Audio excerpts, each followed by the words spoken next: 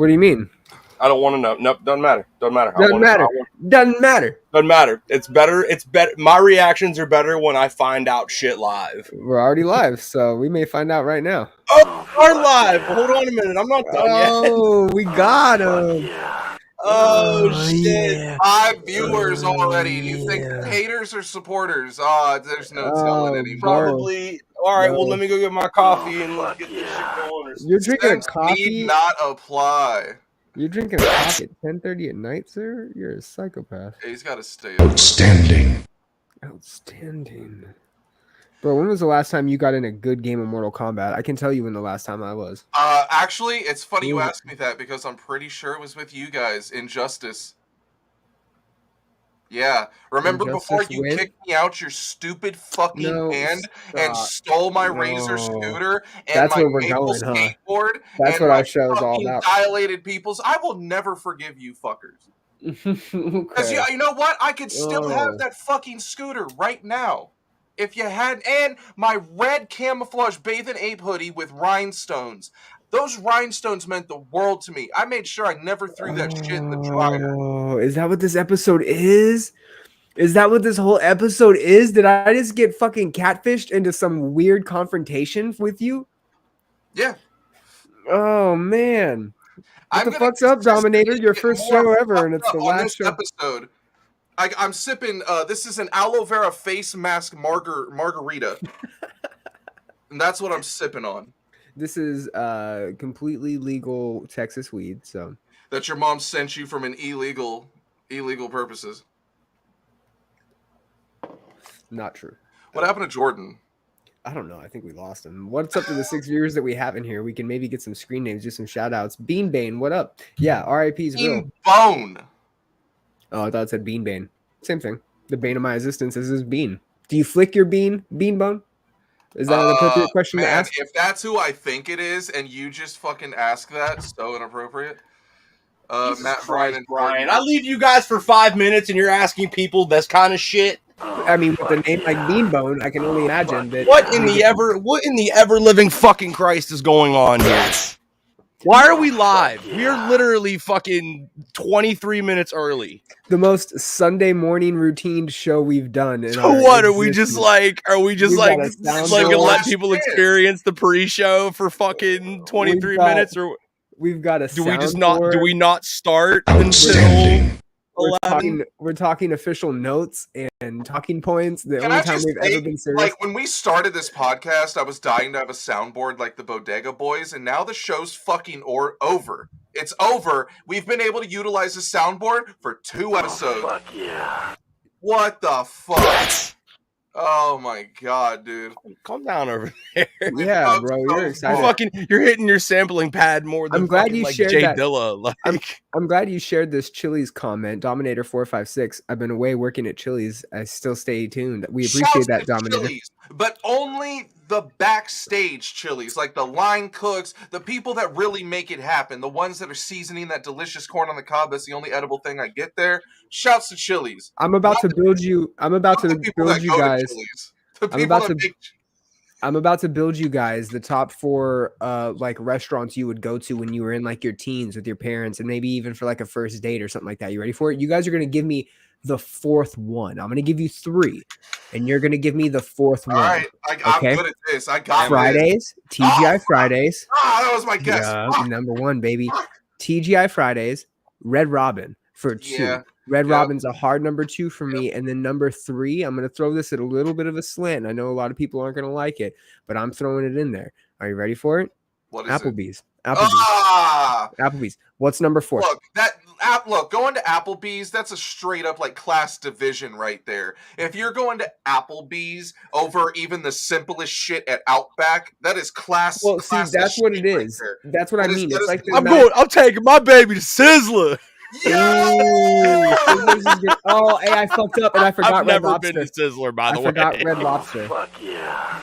I did Red forget Lobster? Yeah, bro. and Yo, some cheddar biscuits, some yo, cheese biscuits. Fuck with me. Okay, that is like the only fucking edible thing that, bro. Red Lobster $30 though, like entrees the and cheese it's like the biscuits? it's like the McDonald's of seafood, bro. Yeah, like get the bro, fuck out of here, The cheese biscuits, get at me some. The McDonald's of seafood. man. You Sizzlers, man, the you can go. McDonald's.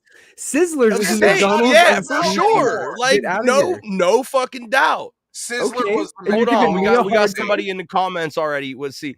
Olive Garden, TGI Fry, Olive Garden. You know, I've never been to Olive Garden either, but everybody else has. Yo. I'm like the only person in the world You've that hasn't never been to Olive Garden. I've bro? never been to no we boot him? fucking Olive Can we Garden. boot him Look, one fucking thank This you? is the God last damn. episode where, like, all bets are off. I'm gonna be real fucking honest with you people. Olive Garden is goddamn delicious. They're gonna tell you that it's middle class, poor people go there. It's shitty. It's basic Italian. It doesn't matter. Not everyone can have a great Italian joint. It's not like everyone lives in New York or San Francisco. Olive Garden's fucking delicious. I'll drink the Alfredo. You're all a bunch of haters. Johnny Hex almost died on a Red Lobster. I'll allow Yeah, because he Olive probably Garden. got fucking poison seafood or some shit. Like, The show still hasn't started. I'll and allow first off, Olive I Garden. never said Olive Garden was trash. I never said that. I just said I've Your never been. attitude implied No, that. I'll allow Olive Garden. No, I'll never allow been. Olive Garden. I've Olive Garden's I've good. had their Alfredo sauce that you can buy in I a will say thing or this. whatever, and it's fucking delicious. Their It's Italian amazing. dressing. Their Italian dressing is Yes, paramount. yes. You buy that in a bottle as well. Their endless breadsticks and salad Soup, also. salad, and breadsticks. Okay, Also I'm undeniable. a 34-year-old white man. I live for that shit. But let me be real. Let me be real with this.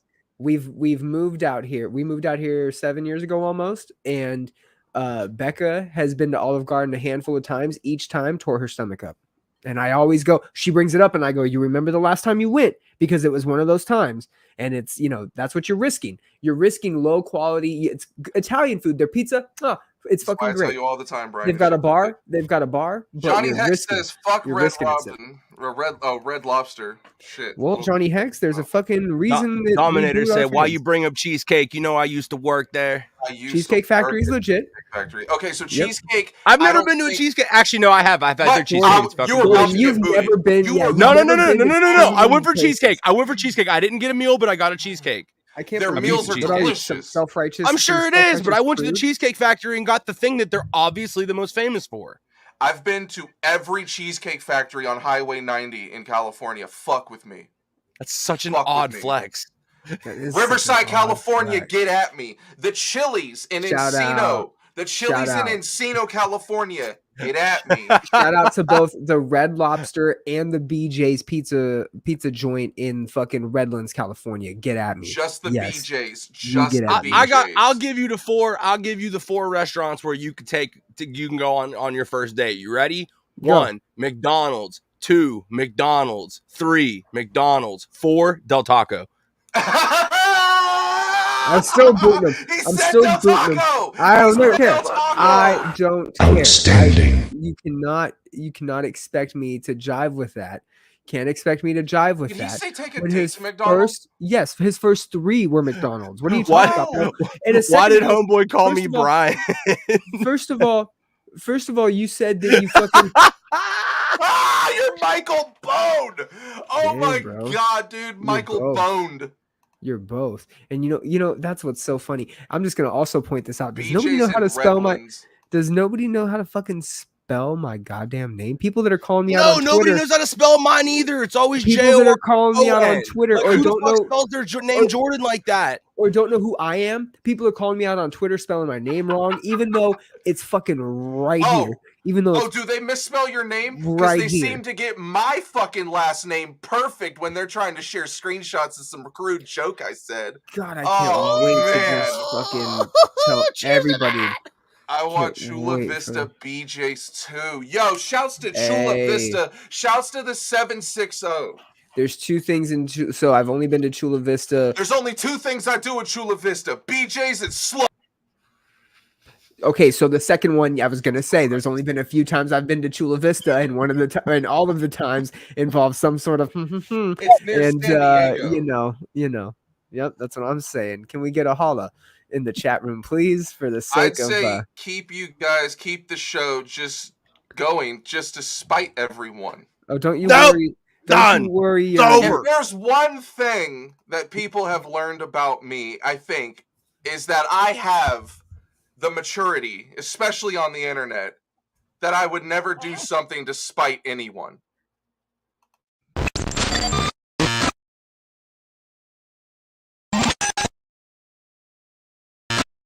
we're back for the final time. This is your last chance. And we're dead. And we're dead. And we're This is your dead. last chance to see it.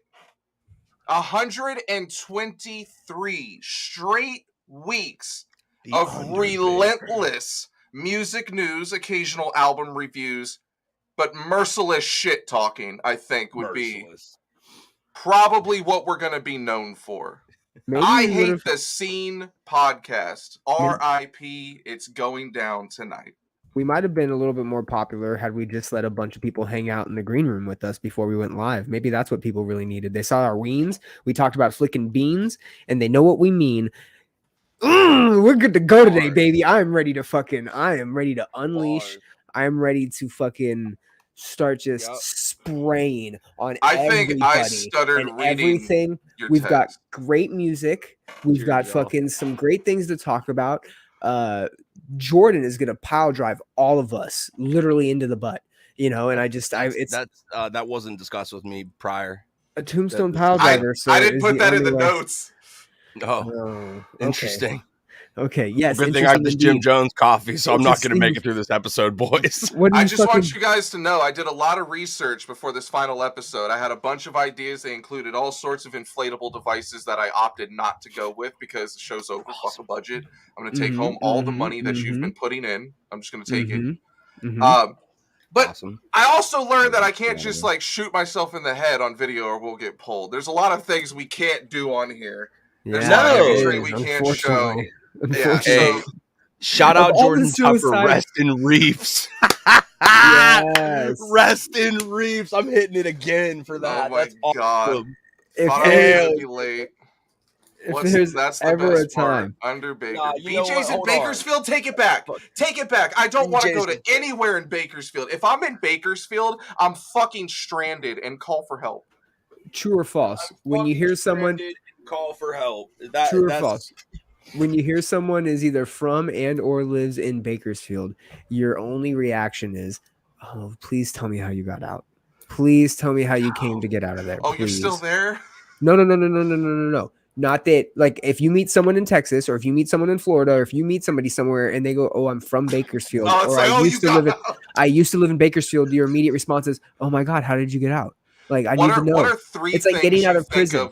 Three things you think of when it comes to Bakersfield: military, prison, no, Vegas, no, yeah, no, exactly, yes. No, corn. What? Corn. Okay. They're from Bakersfield. They got out. The entire band is from Bakersfield. Look it up. Hell yeah. Oh shit! I already let them go. There's no one here anymore. Yeah. Damn, you let the interns go, man. They weren't getting paid. They said the show was over. There was no hope for a career. And what the fuck? They were the first to go, Jordan. They started spouting off a whole bunch of crap. They gave me the idea to end the show. Yeah. Yeah. What are you going to do? One of them called the Grand Theft Auto or Therapy. Yeah, one of them talked about touching Grand Theft Auto or Therapy. Interesting. Oh wow. What are the three things you think? No, he's. I think the algorithm got him. What are three things you think of when it comes to Bakersfield? Because it got me. I knew that I was strip clubs and truck stops. Damn, what is he? Yeah, spot on. Meth, corn, meth heads. Yeah. Yes. I mean, double on the meth, I guess. Yes. Kevin Harvick's from Bakersfield. He got out. What town has meth but no meth heads? Oh. What town? Desert Hot Springs? No, Desert Hot Springs. No, there's meth heads. Vegas? What? Nah, Vegas for sure has meth heads. I feel like there's a whole fucking smorgasbord of shit going on in Vegas. I don't know. How does that happen? Like, if you have it, you got to be. Let's be honest. Let's get it out in the open right now. We go to Vegas. You go to Vegas. There's no rules or strings attached right now, but you get to go to Vegas with like $100 grand. What are the 3 things you're doing? Oh no, you just want me to say I'll beat up a hooker or something. I'm not gonna I say want I'm to gonna hear be, it. I I'm want to hear not it. gonna John I'm Jones. not gonna say that I'm gonna beat up a hooker, Brian. That's fucking stupid. I'll give you mine. I'm gonna with the what Matt just said. I'm gonna do that for sure. No. Just if you go to Vegas, you have a fun, safe time and just do a bunch of cocaine. Nobody ever I'm doing dies a on ton cocaine of in drugs. Vegas. I'm doing That's a ton of fact. drugs. Yeah, okay. I'm doing a No, ton it's a of drugs. fact. It's a fact. It's like a special like place in America where Fucking Brian S. Thompson over here. He's trying to just go to Vegas half and of just. it. I'm taking I have no half idea of what I'm it, even doing here. Hutter and I'm doing a legit all on black. Like I'm taking 50 grand immediately, and I'm Black going and tar? I'm going all on black. All on black. I'm doing that bet. And the other, if someone's just giving me 100 grand, my other 50 is gonna go to hookers, and it's gonna go to drugs, for sure. Are you guys done talking about music online? We are. Yeah. Yeah, absolutely. Yes. We are roasting it. We are done. We're well done, if you will. I killed the scene. I have a Facebook, but I honestly, when I look at it, I don't have that many music takes. Yeah. Like, I think I shared a Beastie Boys link the other day, but it's mostly just like complaining about Deshaun Watson. Look at it. Homeboy sees head at work all the time. That's great. And he's out of Bakersfield, B&A Music, because he said, okay. He knew what was up. Yeah, I bet you the whole band's from Bakersfield. Don't they just, they feel like they're from They probably Bakersfield. are. I can figure that out for real. You're Yeah. probably right. You're probably Look, right. oh, motherfucker, they're not here. Should we get into news, or do we even care? Please, I didn't even know we were doing news. Yes, please. All right. I didn't even know we had a show. I just showed up. So I don't have any printouts. There's no unpaid interns. There's no interns. There's no one. Where There's are nobody. they? There's nothing anymore. God damn your eyes. You're worse off than me. Fuck. Okay, let's kick things off. Just put these back on so I look less high. Brian, do me a favor. Look up the vocalist for Alpha Wolf. What's his name? It's like Lee Kyogi or something. God. We're not even going to get to the end of this episode to fucking... I blazed the scene. Damn. No. I mean, I was just being self-deprecating and drinking and smoking and... Cheers. All right, so you like Alpha Wolf, right? They're heavy. Their vocals Locky Key. Okay, Keith? right on. Whatever you Locky just said. Keith? Right on. He called out the venue for taking a 20% merch cut. A lot of venues do this. I've been on tour in a bunch of cases where that shit happens. God forbid you play the House of Blues in Vegas or something, and they're going to take a fatter cut. Yeah. He yelled out shit like, with the cut that this venue's taking off our merch, you think they could afford some fucking air conditioning. Get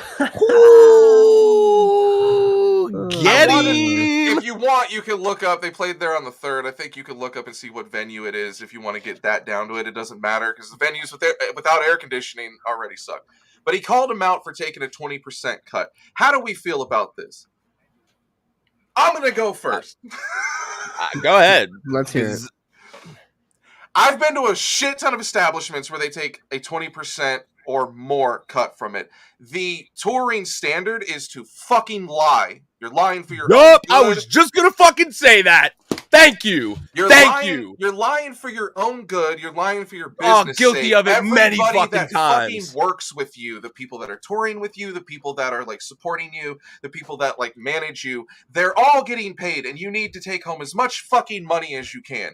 So why give honest statistics to a venue that's just gonna provide you a corner? Now, it's not like this venue, in this case, it's taking a 20% cut. They're not gonna assign you a merch person as an amphitheater or some Live Nation show might, like a bigger event. That's an even fatter cut because someone else is selling your shit and you just show up with truckfuls of shirts. Imagine somebody take a merch cut and people don't show up. Oh, a lot of times those bigger festival type shows, like if you're doing an arena or a stadium, a lot of times the merch doesn't even go to the artist. The merch is going back to the label at that point because that's the kind of money they're making, right? They're getting paid by appearance and by shows. Bands, the label bought your first round of merch, probably. Unless like you're super savvy or you had some buzz before you got signed and have pull, which no one really has anymore. Or you went DIY, which bands do. Or do it God yourself. forbid that you were one of those victory bands from years ago where you got like just shitted on for your merch. Like, oh my God, that's a whole different episode. But I'm with the guy. I don't know about like calling him out. I kind of look at like how many times we might need to address the Twitter DMs apparently. Oh yeah, no, the towns of burning, like, boys. Yeah, like I don't really think it was worth burning. calling out because like this is a common thing. It's not like you like exposed somebody. Like this happens all the time. Like the people that don't, they're like the people that are like that's crazy. They've never from pay to play. It. From pay to play to large arena tours, still getting cuts of merch and things like that. The business is all driven by how much money can be made off anything and everything there is. The marketing and promotion, there's certain percentages to get kicked back to the labels and artists. Like, what the fuck is that? Send it in, boys. Oh man, we already. I'm not looking. What is that? Who is that? He really dyes hair like that. No, it's gotta be a wig. Who is that? What am I looking at? I don't fucking know. Why are you asking me? That looks I don't know anybody. The chick from The Fifth Element mixed with like Tim Pool. Mila Jokovic? That looked like Tim Pool mixed with Mila Jovovich from The Fifth Element. Oh my God. The Lilu Pool. So as far as calling out the venue, I think like how many times has Alpha Wolf toured the States? I don't know. Because I don't know if they're new to it. I don't know if they should still be like, trying to say this type of shit. Because a venue, people take offense and get bitter in the entertainment industry. I mean, God, just look at my Twitter DMs and I'm not even in the shit. I'm still getting DMs. Jesus Christ. Yeah. Oh, I just think it's still... Oh, you look great. Yeah, you knocked it out the park. Not to mention... This is a common thing. Like this has been happening for a long time and it's more than likely going to keep happening. If I'm not mistaken, look at this. If I'm not mistaken, 360 deals. Oh my God, that's fucked up. That's fucked up. Let's hear it. It's factual. Oh my God, that's a fucking t-shirt. Hey, yeah, that's why don't that is a fucking t-shirt. Hey, we're gonna spend $30,000 on you guys on a compilation album in the back of a magazine, and you know what? You're gonna have to tour for 3 years to just pay us back. We appreciate that. Thanks. Don't talk about Moose Killer Entertainment like that. Don't be surprised. So there's this band called Show Me the Body that no one's ever fucking heard of. Is that a banjo? At least I haven't. A guy jumped on their stage during the set and he wanted to take a selfie and he got shoved the fuck off into some speakers. Yeah, as you should. Right? As you should. We agree, right? We're all in agreement. It's like if you get on the stage and you don't immediately jump off. 100%. Yeah. 100%. Hang on, let me ask. Is he okay? I didn't look it up and I have no interns to look it up, so. All right. Well, as long as hopefully he's okay. No, but like have we not learned at this point who the fuck dies from that shit? No. Ask Randy Blythe. No. Nobody fucking what are you knowing for? No. What? Because listen, this is the whole thing with the Randy Blythe thing. When you're at a fucking show, whether it be in the pit, up against the barricade, or trying to get over and stage dive, you have to understand you're going into a part you're not allowed to be on. You're not. I know. I'm just saying, like people have died from that. Finish him. That was also died on walking on ledges. It doesn't matter. I'm not saying anything was wrong or anything. People don't fucking do. People need to stop doing that shit. It's not okay to walk up on stage when anybody's performing, comic, musician, otherwise. Everybody stop fucking doing that shit. And nobody wants to take a fucking selfie. Can we advocate putting your fucking phones away during fucking If I saw someone's like profile picture and it was them on stage and they're like clearly like a young ass fan and they're like on stage with like I don't know who's big. Who the fuck matters in the scene now? None of these scene bands really. I got it. I know. I prevail. Bring me to Horizon. Oh, I said bring me.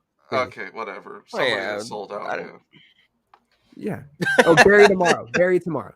Okay, yeah. If I see you on stage with a selfie like that, and I'm like, you're clearly not in a British metalcore band, you dickhead. Like, if you're gonna go on stage, just go up, jump off, stage dive. Do that if it's that type of show. Like, don't go grab anybody while they're playing or singing. Like, it's not cool. And even like some people don't have fucking security guards to just tackle you off stage like we do when you jump on stage and try to take a selfie with Lil Baby. Like, if you're getting on stage, can actually like some of these dudes security like murder. Yeah, that's what I'm saying. A lot of bands that don't do that too. They don't fucking have that shit. Like, it's stupid. Stop fucking doing it. Stop. It's annoying. That's my thing too. If you get up there, be prepared to get pushed. Sellout band. My bad. If you get up there, get prepared to be pushed. Just like if you're on the fucking edge of the pit. Anybody, I love it. I love it. And this is why when people were like, crowd killing, you're not supposed to do, which was also an alpha wolf fucking thing.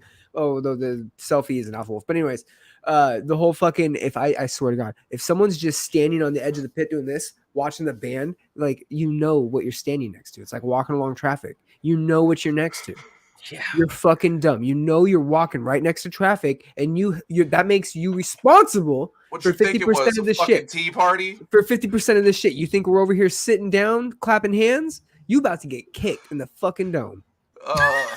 Yo, you don't think I can get my leg that high? I can get my leg that high. Trust. I'm not advocating for that because we've spoken out of crowd killing. Obviously, we don't want anybody to get hurt or killed in the process. But it's just like avoid. Okay. All I'm saying is, if you just don't stop going on fucking stage, and nobody's going to get hurt from doing that. Every single one of those little. Oh wow! Jesus fucking Christ! I told you he was going to say a racial slur tonight. It's coming. It's coming, bro. God. I paid a lot of money for that slur. But I don't think you should crowd kill at a show. You guys are out of control. Whatever. We'll get over it. I'll dox you too, motherfucker. I don't think that you should. You know where I am. Yeah, and I'll dox motherfucker. This show's sponsored by doxing. Goddammit, yeah. I'll do it. That's the best part. He knows exactly where you're at and has done absolutely nothing. Yeah, that's what I do. It's my specialty. Don't lose any sleep over it, Jordan. Please don't lose any fucking sleep. Chilling. I don't think you should crowd kill at a show, but I also don't think you should go to an Alpha Wolf show and be surprised at that. And like, I don't think you should go to a giant amphitheater or like arena show and have like a crowd crush happen like at Astro World. But I also think you should anticipate these things. If Drake hits the stage, it's like, I need to get like. That's what happened. Like, they all blame Travis Scott. That's another story. You know what? Travis is innocent. Free Travis. Okay, that took a turn. Free Travis. All right, next subject, please. Yeah. Travis has played 2 nights in London. Travis is doing just fine. Free Travis. Okay. Before we become advocates of. I'm not being an advocate of anything. No, Matt. Valid point. Brody King from God's Hate splashed someone from the stage. Did you see the epic picture? Yes, that looked terrifying. That motherfucker was torn. It's like he's massive, but I also feel compelled to catch him because he's so large and like kind of commands shit on stage. Brian's unhinged. Brian, you're unhinged, Brian. While we're on this subject, can I just say you're the fucking shittiest yes man in all of podcasting. You fucking tool. You are such a tool that when I hear your fucking name, all I hear is Who is this being directed at? Him. Oh. I got blamed. Well, first of all, I got incorrectly tagged, and my name was spelt wrong after they correctly tagged me. All I have to do is deactivate my account, and all the hate goes to you. Remember that. All of a sudden, I was the enabler here. I was the one that was allowing Matt to just go and berate people on social media and just rake them over the coals. Oh yeah, it was great. Your fault. It was fucking great. I was a yes man. You don't have a tight enough leash on me. Yep. You piece of shit. Can't keep my bitch in his cage, apparently. Okay, all right, yeah.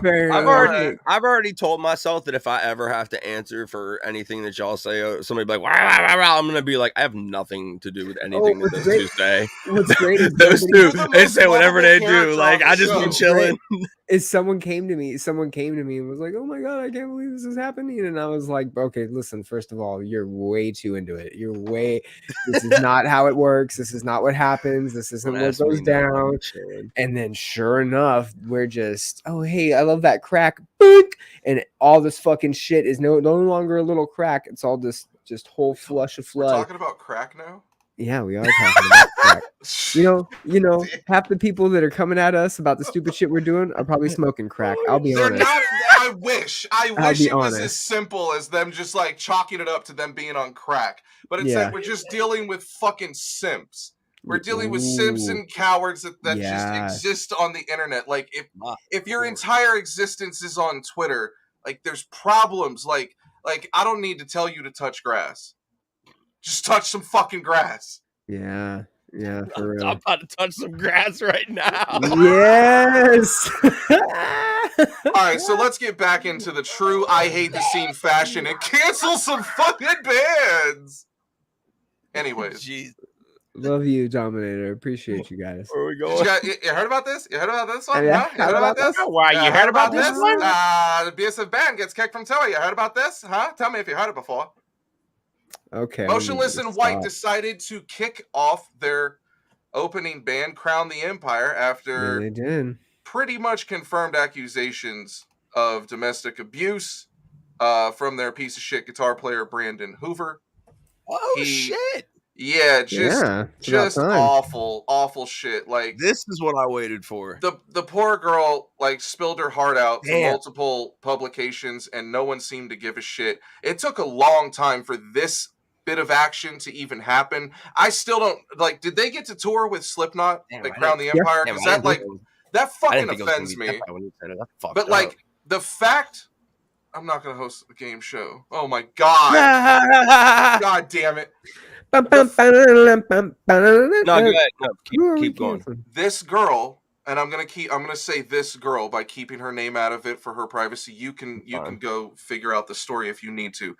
She painted the picture. It was right there. It's in the screenshot. She proved that the band knew about her getting beat up by this dickhead, and they didn't kick him out the band. He's still, to this day, he's in the band. They haven't acknowledged shit. And so this is the first bit of action or repercussions they've had to face as a result of Brandon Hoover's domestic violence.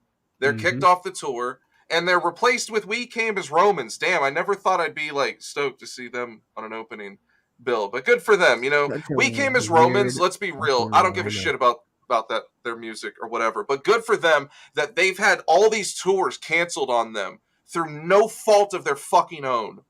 And they're able to jump on something like this, and it's probably going to be a sick run. I mean, how popular are those bands? Motionless in White, Ice Nine Kills, and Black Veil Brides. It's a very massive.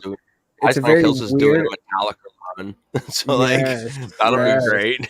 Yes, and they're very there's a great lineup, right? They all fit that kind of weird goth core that people are super into, and it's still like your nice mix of heavy, right? Motionless in White is going to get some throwbacks because their newer shit's a lot heavier, and I think that obviously We Came as Romans is going to maintain their heaviness, but then you get the Black Veil Brides, you get a little bit of like this glam core, which is a nice little mix. So, and I'm not genuinely a mega fan of any of these bands, to be honest. I did like Motionless in White when they first came out, but this is a solid lineup. I still like Motionless. Their new album is great in a lot of ways. Yeah, it's coming back. They're bringing their crazy, their sound back a little bit. That's an ableist term. You can't say that. What? Brandon always looking like his hair is wet. Yeah, abusive. Cancel the Empire. Okay. Why don't you like We Car? I mean, I do like We Came as Romans. They came around at a time where other bands were doing it better. I think he meant me, but I never ever liked that band. Sorry, Matt. I didn't know you were the only one that mattered. Brian, get the fuck out of here. I don't think anyone's made up a fucking Common Chaos mock Twitter account for you. No, but they've done 3 for me. 3 for me, buddy. I mean, I'm glad. I'll choose the former for sure. Yeah, I was gonna say this is an odd brag. Every goddamn day, these fucking kids, man, they're so fucking stupid. I don't need this shit. They're just gonna leave Jordan up there. They're just gonna leave Jordan hanging. Yeah, no. I mean, you were going off. I feel like when We Car first came out, and Kyle was still the vocalist. I never dug those vocals. I never dug what was going on there. Like I credit Joey Sturgis to that, like the first all their albums. Like, yeah, I just don't vibe with that. Dave Stevens a good screamer. The drummer's not bad. You okay there, Jordan? Yeah, I'm just gonna smoke till I throw up. Ignorance is bliss in some people's opinion. Boy, Johnny Hex, is that the truth? Johnny, are you just reading out of band's booklets right now, or are you just reading the lyrics from? And it's such a valid point. Philosophical. Let him be. My man's philosophical. One of the reasons, whatever. All right, so Motionless and White did the right thing. They dropped Crown the Empire from there. Wee Car's going to open up for him. Brandon Hoover's a bad guy. It also really bothers me that Crown the Empire has such close support from people in the scene who have a position of booking them in high-profile spots on festivals in the Dallas market. And it just bothers me that within like a month or two ago, there was recent posts of like undevoted support for Crown the Empire from a certain promoter that we've all known and seen and been to his shows before. Mike. So I want to know why Mike Zemer has never said anything about the Brandon Hoover allegations. Like, if you want to stay out of it, okay, that's understandable. But like, bro, you dropped that post of undevoted support for Crown the Empire at like the height of this poor woman trying to get notoriety and like get people to see that she was abused by this guy, and even the band didn't give a fuck. Wait, let me get this clear. These allegations came out when they seem pretty concrete the way that you're talking about them, and then Mike voiced his support. The allegations were on Twitter the exact same time as he's posting how close he's been with Crown the Empire over the past whatever years. And it's cool, that's your boys, I get it. But like at the time, I mean, like I would delete that post.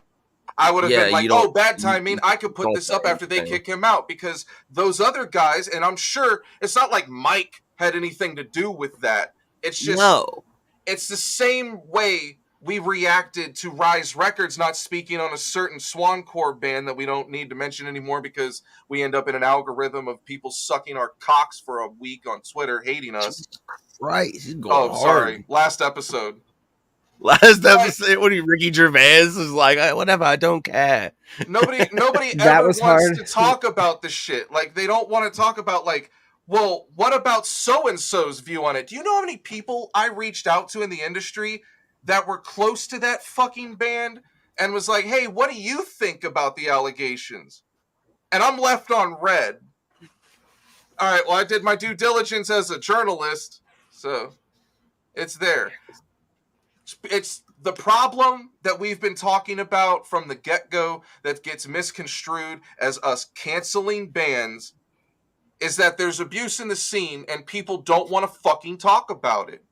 And so what ends up happening is you end up having the victims be the ones that are the only ones that can or will talk about it. And what happens to them? What happens to the girls that came out against Toilet Person? What happened to those two girls? Because I can tell you it's unfair treatment. It's stalking. It's worse than the doxing I've done on people that shit talk us.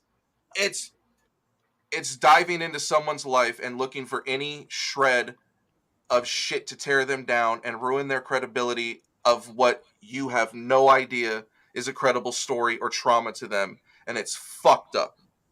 And so if we're going to go down swinging and take everyone with us, then we should speak 100% truthfully and candidly that this shit exists in the scene. We spoke about this shit from the beginning of the episode to the very end. And if we can't make a change, the least we can do is point to it. Yeah. And I'll go down for that. If I get an email tomorrow from Third String, like whatever, sorry. Like I just, I want to know what the fuck's up. Everybody wants to know what happens, right? And we were very direct in our representation of what we wanted the scene to be. And it was a little bit of that behind the door feel, because that's the treatment we got. That's the treatment we get. When we started this 12 years ago, or whenever it was, Matt, we got that treatment. We were on a level where people were allowing us into the back room. I need more beer if I'm going to keep talking about it. And we understood that there was something... Hey, that's why we're going off the air, folks. No, but there is something to be said for where we were at, in the sense that we were able to get this perspective that a lot of people don't get in this scene, right? But at the same time, what do we get? This is the scene where we hang out at the venue after the bands play, and we get to talk to the bands, right? We get to maybe hang out with them and pick their brains and know what they're into and become personal with them. And it's the MySpace era where we got to do that on a virtual level as well. We get to see behind the scenes. And our whole goal was to package that up nicely for you guys and show you what that was about. But what we didn't understand is how people were going to react. And unfortunately, we've had to grow up and become adults in this industry. Have we? And so, listen, we've had to grow up and become adults in this industry. And that's why when we see these things happen and we know that these things are going on, a lot of times our reaction is, well, we're not surprised because we've seen it. We've lived it. We've been involved with it for a very, very, very long time. And when we try to bring that same type of attention to the common folk, and I am going to refer to it as common folk because there's just people that don't have the access that we have access to. Unfortunately, they tend to react in ways that show just weird sides of the human character. And, you know, I don't think we should regret in any way the things that we did in terms of the scene or why we positioned it and showed it the way that we did, because it was honest and it was forthright and it was something that we felt was necessary. And a lot of people also agreed to that, you know, and the sour apples that everybody's tasting right now, well, hey, fruit ripens and it's going to be a good spring. We're going to have some fruitful things. Now you getting philosophical. We're going to have some fruitful things, to say the least. So what Bryan means is that we thought we were doing you all a service by telling you the inside stuff that no one else knew. And you couldn't handle the truth, bitches. Unfortunately. Your children. I didn't think you were going to shoot the messenger. You know why we don't tell you that fucking Santa Claus is fake until you're 12, you motherfuckers? Is because you can't handle it. You wouldn't know what to do with your poor little world when you don't understand where the money that the tooth fairy's giving you is coming from, huh? That's why we don't let you read the adult books in the section of the fucking store that you're browsing around in, you fucking children, okay? Unfortunately, you can't play this game, and we don't fucking give any excuses. Look what you did to Bryan. Yeah. I would be very surprised. You think I have this mustache for show, motherfuckers? What the fuck do you think this is, a game? I think it's repression, honestly, and we're headed to a recession. But I'm glad Jordan's here because you're actually a part of the origin of this podcast coming to life in a way before you ever joined it. You interrupted my Danger Kids interview. I did. And I knew them from a previous tour. Shouts to Danger Kids. Super underrated. Great people. And they're on to bigger and better things now. But that's how I met you. And there was a dude in Danger Kids, Jake Bonham, and he kept saying, you need to get a podcast. And I was like, oh, I used to have one. It's crazy. We put together this podcast. Like, if you want to talk about Bryan being a yes man, when he moved to Austin and linked back up with me after, like, you know, we had been pretty disconnected. Links back up with me, and we formed this shit. He lit a fire under my ass. Like, we filmed probably 2 or 3 episodes of trash before it ever got to launch. And I remember on launch day being like, have all these notes written out and go to fire it. And I was like, how do we even do it? What are we streaming on? We didn't have this built out. I just like came to a microphone and was like, hey, wait a minute. How are we even doing this? And we got it done. It still has the origins of the original podcast that me and Bryan were a part of from 2008, Scene Radio, which is like super nostalgic. Had some classic interviews. I always wanted to incorporate that material, but whatever. It's not going to be valued now in this day and age, and who the fuck knows what Attack said back then. And we've pretty much ruined the name. And I know it, not we, I have, with all the aggression of going after the fucking awful toxic fan bases that came after us. And like, I thought people would want to know inside stuff about bands and the behind the scenes shit. And, you know, enough years have passed that I'm not damning too many people, at least people I care That is about. sorry. And I don't think anyone wanted to hear it, dude. Like, when I told the story of John Mess's cocaine charge, no one was excited to hear that. No one understood it being in line with the rest of the band being problematic. They thought the source was "Trust Me, Bro." Like, no one wanted that. That's where I feel like you're valid, because in the sense that what we were doing wasn't necessary, like we weren't out to show this side, right? And that's where I think people, because I was in that same boat. I was like, well, you know, it is weird that we were pointing out these other flaws.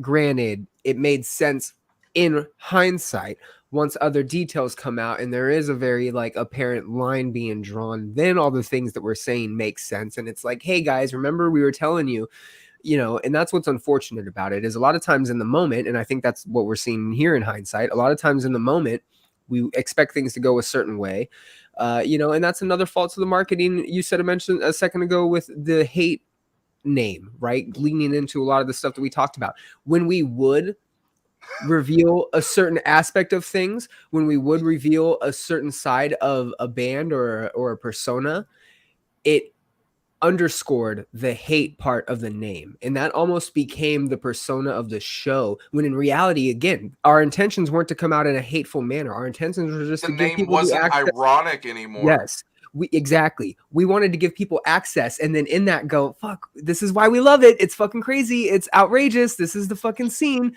It's a blast. However, the hate thing really came out when we would show some real serious news. And then all of a sudden we became the people that are trying to just cancel things. And it's like, well, no. This is what you wanted. You wanted to hear these things, and now we're showing you, and now it's all of a sudden not important. Nobody cares. That doesn't make sense. And now I'm biased, and I'm a clout chaser, and I'm a dick, and I'm a monster. And then in hindsight, it's still like, oh look, we told you, but it's like, nah. So you're just a fucking hater. Fuck you. Fuck I hate the bias. scene. You're a hater. That's all you guys do is talk shit, and you're haters. You want to be the villain. How many people in the past 2 weeks have said, like, your shitty podcast, but yet the shit I say on this podcast has inspired our haters' Twitter handles? Yeah. It inspires their entire online persona for a day or two until the next shitty thing I say. And let it be known. And then I don't give them anything. It's a fraction of the amount of people that are telling us, hey, I really appreciate what you've done and wish you weren't stopping. Oh, hey, yeah. I really like what you're doing, and it sucks that you're not doing it anymore. The amount of people that are hating on us is a fraction of those people, and that's just a further sign that we've done something that's actually worthwhile. It's just unfortunate of what sells. What sells? Negativity and that kind of shit sells, and it was proven to us. Our highest rated numbers on things are shit where we were really tearing that Band-Aid off and really showing people how real it got. But it's also what gave us the most hate. It's also what people came after us for. And it was like, what? We had that super interesting interview with Frankie where he dropped some quotes about victory where it's like, oh shit, like, okay. Like, he had some gems in there. And I thought that would be the episode to blow us out the water. We had Matty Mullins on here. We've had controversial figures on here in hindsight. The Matty Mullins interview is fucking epic, and I don't think hardly anyone's seen it because that dropped before the podcast episodes were launching. Like, there's so much shit on the YouTube channel that went, like, overlooked. Yes. There's so much shit now to be bitter about. It's great. I'm gonna be buying so many Dos Equis from here on out, and I have a new cooler. It's great. There's a lot of cool comments in here. I'm sorry if you're starting from the beginning. You're gonna hear some shit. Starting from the beginning, but goddamn. There's more news. There's always news. There's a whole bunch of news to center the show around. That was a beautiful segue, if you ask me, gentlemen. One of our favorite scene bands from back in the day, A Skylit Drive, is split into two different entities right now. There's Michael Jagman's Signals band, who now have stolen the A Skylit Drive name. And then there's the original lineup from the She Watched the Sky EP, now going as the original ASD. And my question is, who the fuck is releasing music out of the two of you? And why don't you just shut up and tour?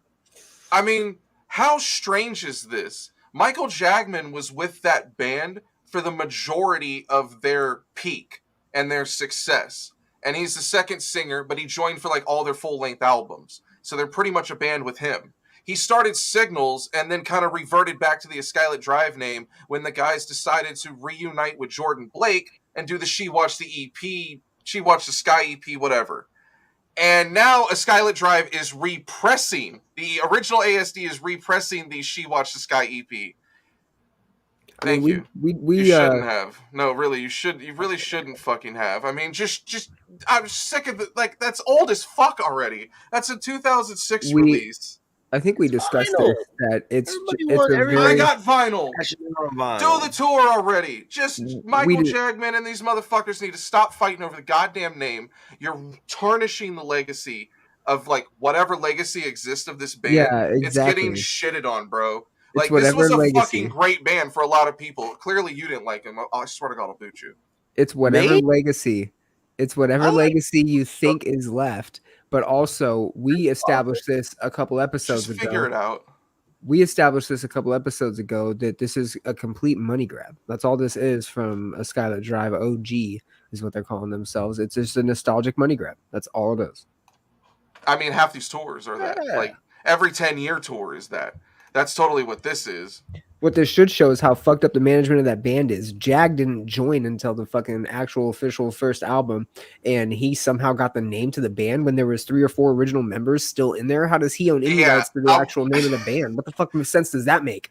What? I don't know how any of that happened, but it's like, can't y'all just look? How big is original ASD or whatever the other entity of A Skylit Drive is? Relevant is this? The raw version of A Skylit Drive. This is official BNA slaps on these jokes. This is what they need to do. They need to book a tour where they play in the same city in different venues every night and see who goes to more, and whoever has the most attendance gets to keep the name. Yay, that's a battle of the bands. I just thought of that right now. Son. Yes, that's a battle of the bands right there. That's hard. Hell yeah. I mean, how could Jag put together? Yeah. Okay, first of all, Skylit Drive. Yeah, it's like a Raw and SmackDown version. That's funny as fuck. Skylit Drive with all the OG members, including Jordan Blake, against Jag and a bunch of Jag-offs. What do you mean? They're gonna have a fucking. That isn't even gonna be a Skylit Drive. That's not even going to be a Skylit Drive. That's the thing. Like, Jag versus Skylit Drive isn't really doing anything. Like, they had a new song and it had like a random feature, but that's really the least a Skylit Drive there is, and they have the name. It's fucking crazy. It's crazier than like Creedence Clearwater Revival and Creedence Clearwater Revisited, and none of you scene kids have a fucking clue what I'm talking about. I don't even know what you're talking about. You should. You're in music. God damn it. Yeah, but hey, what about this? What if newest Skylit Drive? What if newest Skylit Drive is better than oldest Skylit Drive? No. What sucks is Jag's ASD is what? Beanbone's flicking his bean over here to the new Jags to the newest Skylit Drive. What happens if their music's just better? You're assigning pronouns to someone that hasn't specified what their exact pronouns are. It's funny because I said he's flicking his bean. That's something girls do, so I'm making it funny. I don't think you can even say girls anymore on the show, language. Dude. Pay attention. Anyways, MGK's tour bus got vandalized. Yeah, I saw that. And then he said some homophobic shit about defending it like an idiot. Yeah, of course he would. A lot of people thought it was me that was there a dick on his bus? Well, yeah, there's a dick on one side of it. On the other side, it said "rap devil slur word," and I swear to God, it wasn't me that did it. How much you want to fucking bet that that's like the jizz is the signature of the artist? I would. Yep, that's the signature. Yep. I would go in and I would start looking at people's bank accounts. That's a signature of someone in that city. I would feel so insulted if someone did that to my bus, though, because like, how did nobody stop him? No one was there, really. Like, you might as well just walk on these fuckers' buses and steal shit. Belinda Berry is back from the dead, and her first comment is glad it got vandalized. Day one is back from the dead, and she's a hardcore Eminem fan, dude. What if they showed up to spray paint the bus and they had the same color paint as the bus? Like, if they had showed up and had red and it was on the red bus, you'd be like, funny. That's great. Did they have multiple cans? Like, somebody tagged one of I don't remember what trench coat. It was like somebody got their trailer tagged with MS-13 and we started to hit the West Coast stretch of the tour, and I was like, you need to get that off. That might like draw some interest. We're going to Chula Vista. Right. I have a semi gang related story real quick that I can sum up that Matt experienced with me. Is this gonna incriminate anybody? Probably. We were with the bookers of the. We were with a certain promotion company. Breakthrough? A certain promotion company that works out of Chain Reaction in Anaheim, California, when they got the call from My Children, My Bride, and they said that they weren't going to be playing because there was an FSU threat that if My Children, My Bride played, there would be some bloodshed. And so we were at that meeting when the promoter got that phone call. And I think it's funny when gangs cross over into the scene because it just doesn't make sense to me. Is it laughable? It's like, why? Like, you're gonna beat me up over some straight edge music? This is why we didn't go to Face Down Fest. See, like, that's another thing that's like safer in the scene. I wouldn't say that. I'm pretty sure twice. Yeah, good for you. You still smoked, you fucking traitor. You're smoking right now. Oh, I knew a guy in high school that got the 3Xs. You know him as well. I interviewed him on my show. We don't have to call him out. He's our friend. But we don't call out our friends. He got the straight edge tattoos in high school, and he started drinking at like 20. Hey, so be it. Hold on. He's also in the industry. He's also very well known in the industry and like independent. It's kind of great. Oh man, these Dos Equis are really hitting me. Are. What is the other news I got? I love you. This was a great show. Now I swear to God, if you tell me you love me one more time, I'll fucking drive to your house right now and shoot you in the face. He said he's out. He said this show's over. I'm out. Peace. Holy shit. He walked away. What a cocksucker. See, this is why the show didn't work. Me and Bryan didn't really actually get along behind the scenes. It's all his fucking fault. It has nothing to do with all the shit talking I've done and ruining the reputation. What else? If it's gonna be me and you, what else we got for the rest of this whole? That's the twist. Hey, he's back. That's the twist. The story arc is that Matt's finally getting me back and kicking me off of the show, and because he's always talking about me kicking him out of the band. It's a big story arc. Now he's kicking me out. We're wrestling long-term storytelling, Bryan. That's what we're about. Build stories. We're wrestling fans, so this is the fucking quick in action. Movies. A decade. I guess I am the undermaker. Unfortunately, this went fucking 8 sequels too long. 6 sequels. I never thought that this show would make me want to fuck. That's funny to literally probably 10 people that watch this show. All right. That whole story arc of me and Matt being villains and friends. It's a true story. You know, there has been no lie on this show except for Condoleezza Rice. She was never going to be a guest. You all should have known that was a joke. And if you don't know who she is, look it up and follow politics so you can make a change. Yo, Jordan is gone. Wow, how high he's are back. you? Oh, damn. wow, he's back. There he is. He's back. Wow. Come on. I thought you straight Undertaker back into like the backstage area. I thought it was good. I was trying to. It didn't work as well as I wanted. No, you did. You should have had your eyes back. You should have had the gong. Yo, shouts to whoever put the sad emoji. That had to be on Facebook because I'm seeing it. So, like, yeah, shouts to the sad emoji people. Had you hit a gong, Jordan, I'd have fucking flipped. I'd have been like, oh, shit. He's here. I wish I would have planned this more. Outstanding. This is the story arc. Matt is burying me. I like my butt. It's cute. Yeah, it is. Oh, yeah. Okay, so in other news, god damn, it took a while to get to. Have you heard about this? Have you heard about this? Have you heard about Chris Brown's $1,000 meet and greet? What?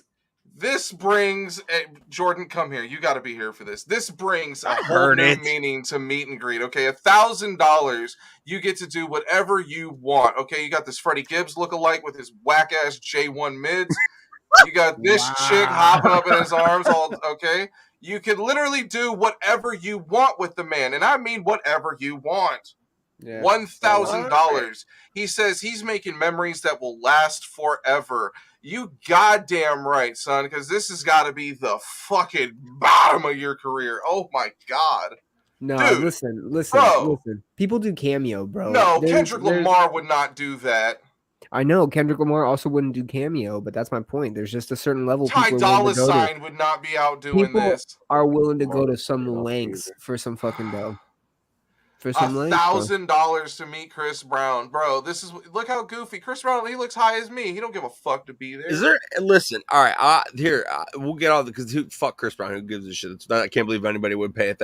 Is there anybody that you would pay $1,000 to meet? Shout out to Belinda Berry. Peace out, Belinda. Thank you for being a day one. We appreciate you, girl. Peace. So Sam's Club. My answer is nobody. I wouldn't pay $1,000. $1,000 meet and greet. It better be like someone they resurrected. An ironic twist to this show and our legacy in the scene, but isn't it weird that there's just certain people that don't have, and I think it's people that are involved. I don't have an idolized syndrome. I don't have a syndrome where I have to meet people or I have to fucking meet. There's an artist who oh my God, I freak out when I know or I see or I cry over, like, I mean, like when Chester died, I got sad. There's shit like that, right? But I'm not a fanboy to the extreme, and that's weird, right? Because there are a lot of people that are. There are a lot of people, oh my God, he talked to me. That's so crazy. It's just like, bro, what? They're people. It's so weird. Even when idolization of people is so weird. Even when I liked Dance Gavin, I didn't aspire to meet them. And I didn't think much of it. You know what kind of kept me away from that idolizing shit is that the people I thought that I like treated maybe like they weren't people, like they were higher than or like they had this aura around them. It was athletes, football players, basketball players that I have like if you put Allen Iverson in front of me, I might have a problem like being normal. That's like overwhelmingly cool to me. But that's one of those like oh shit moments. Like, I mean, yeah, like what? Yeah. Like I don't think I'd feel that way around James Hetfield or Corey Taylor. I would want to be like, can you imagine? Like, can you imagine meeting Michael Jordan? That'd be fucking crazy. Like that's probably something I'd be like, okay, you guys. If you're in an elevator with him, I would probably fucking die. No, see, you don't think in that being around the people. You can't say shit to him, dude. He hates fans, and I know that. Exactly. And so that's when I'm gonna shut the fuck up. Head nod. Hey, I was in the elevator with fucking Michael Jordan. I saw him. I gave him a head nod. He head nod, and that was it. That's a ball story. Listen, my point being, we are in a network and connection with people on a level to where we don't necessarily have to be shell shocked. But we've also been exposed enough to where we understand that they're real people. There's going to be certain artists and celebrities and athletes, especially only because athletes are like untouchable and they make a shit ton of money. But the point being is like they're normal people. Like if you approach them as a normal person, there's going to be some sort of like they're going to come back to you as a normal person too, right? I think it's when people do get awestruck and they like, bro, if you were in an elevator and you were a noted celebrity and someone's just staring at you, not saying anything. Come on. Have I told you my Chino Moreno story? Yes, and you were very chill about it, and you didn't freak out. And that's Chino. Chino's one where you go, what's up, man? What's nothing to say to him. Yes. Cool. I thought, like, what can I say? Because he's right there. Like, I could even, like, if I want to cave and smoke a cigarette, I could go do that with him right now. But what am I going to say to him? Hey, man, really like Koi no Yokin. It's really good. What am I going to say to him? Hey, man, you're from NorCal? I'm from NorCal. I just wanted to say what up. I'm a huge fan, bro. Nice to meet you. You're the fucking man. We're simple. Backstage. Bang. We're backstage. He's at his bus. So? No. That just sounds dumb as fuck. Okay. It's just, I felt, I was like, okay, if he's at his bus, like, that's, like, he's getting ready to everything in the world to try to say to him. So I'm like, this is my chance. I can say something to him, and I can live forever. And I had nothing. I was like, there's nothing I could go say to that man right now that's not going to sound fucking stupid. Like, what am I going to do? Talk about his music? He's smoking a cig. You don't want to talk about his fucking music. You know what ended up happening? I used the same bathroom as him, and I know what his shit smells like now. Yeah, but my point is, Matt, you've been allotted into spaces with these people because of your character and who you are. And I don't think that's why. I was very quiet that day. Stop. You're discrediting the moment. You weren't necessarily next to Chino for any particular reason, but you were around the people that were around Chino because you're a certain type of individual. The people that are the fanboys, the fanatics, the gawkers, the ones that can't get words out, that don't know how to act, that don't know how to read a room and just know when to head nod or know when to say, "What's up, man? Love your shit." Those are the ones Literally. Exactly. That's my point. Like, there's certain types of people that get that, and it's more so the people that don't have that idolization of the folk, because there's no barrier there. Once you meet the people, like, yeah, it would be cool to meet a Michael Jordan. It would be cool to meet like a fucking Dave Grohl. Like, if I saw Dave Grohl, What's he gonna I'm do? like, Sign dude, my shoe? what's up, Dave Grohl? Dude, that's fucking dope, right? Like fucking Joe Rogan's one, right? Like, that's, if you see somebody like that in a fucking airport fucking walkway, or I in a saw hall, Vince Vaughn. waiting somewhere, you're gonna point out that they're there and bring a bunch of people around them. No, you're like, "What's up, Joe Rogan? What up, man? Cool. Hey, no, I saw awesome. I get to Vince see Vaughn you in a fucking Whole shop." Foods.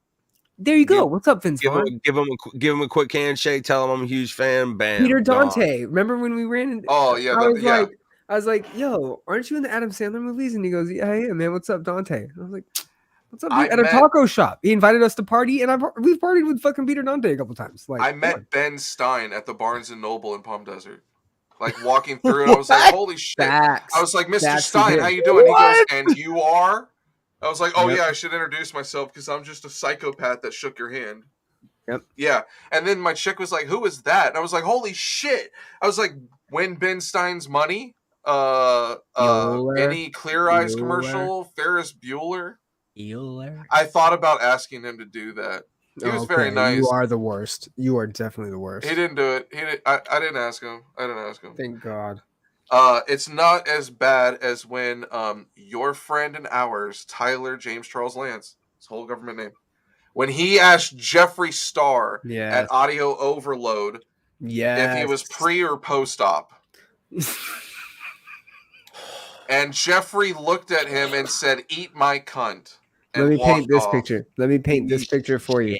This is our first festival. We've been a brand for maybe 3 months. My first time working with the company officially. I'd been in, like, I talked to Matt. We had been like fucking obviously about it for, like, idea wise. But the first time I'm actually working with them, we get a tent, table, we fucking throw this little raffle, get a shit ton of fucking kids and throw a bunch of money. Had to throw a bunch of money towards this raffle for a skateboard deck. It was a skateboard deck and what else? And the banner itself, right? It was a really crappy MP3 player that you would get from like grocery store. Yeah. Because we care about the fans and we wanted to give them as much as we could. 2008, dude. 2008. And we basically got just press passes to this fucking event. And so we had a couple other people with us and they would work the table. We and Matt were out getting people to come to the table, pay for the raffle, sign the board, sign the whatever, right? And then every now and then we'd be able to break away and go like talk shit. And of course, fucking Tyler was there and we got to hang out with some people. We also got a really mega loud chant going at one of the promoters where the crowd was chanting, "Fuck this guy. Fuck this guy. Yeah, fuck this guy." It was pretty dope when Broken Side was about to play. But anyways, so yeah, we're hanging out and Tyler decides to talk to Jeffree Star. And Jeffree Star's like kind of into like the music we're into and like chopping us up. Oh, that's cool. And like weren't doing an interview or anything. Jeffree did sign the board. 2008 was so long ago. Yep. Although, Jeffree signed the board, was very dope. Look at these acts, like, dude. Oh my god. Ew. Showing our age right here, man. Yes, dude. Yes, this was like one of the origins of this podcast in 2008. Shout out. Yeah, a lot of connections were made that day with like, probably bigger connections than any of the bands that were there. Yeah, for sure. Jesus Christ. Shouts to Hyper Crush. They were cool. I have nothing bad to say about them. They were super fucking cool. Breathe Carolina was amazing. And they fucking remembered us when we went and we saw them at fucking Chain Reaction. I have a super old interview with them on my old YouTube channel, and Kevin throws up in the background. Emery was the shit. Emery was cool. I interviewed a lot of people that day. The Millionaires actually ended up being like the coolest chicks ever, so that was fun. Do we do more news? I'm like running out of Dos Equis. Of course. We have so much fucking news left. Let's go. We did the bus. We did the meet and greet. Have you heard about this? Kanye West is super mad. Yeah. Who would have thought? Who's he mad at this time? He's super mad at Adidas, and I think he has a legitimate gripe And Walmart. Did you see Walmart doing it? Oh man. Well, they stole. Okay, He'd so been this mad is, at Walmart for that. that's the Yeezy slide. I would never wear it. Not I like about it. Adidas. I like it. Good for you. But they stole his slide design and started designing Adidas slides with that. They just approved and launched a bunch of Yeezy shit for like Yeezy Day that he had nothing to do with, and he denounced all of it on social media. It was fucking great. I love to see it happen because, you know, everyone knows I'm a Nike and Jordan guy. I don't wear any of this crap. Both. So he also, from what I understand, the Adidas copped a couple people that were working with him on the Yeezys, and they're now on the Adidas team, and that's where a lot of the intellectual shit's coming in. So he is super mad. Can we maybe sidebar this into the fucking?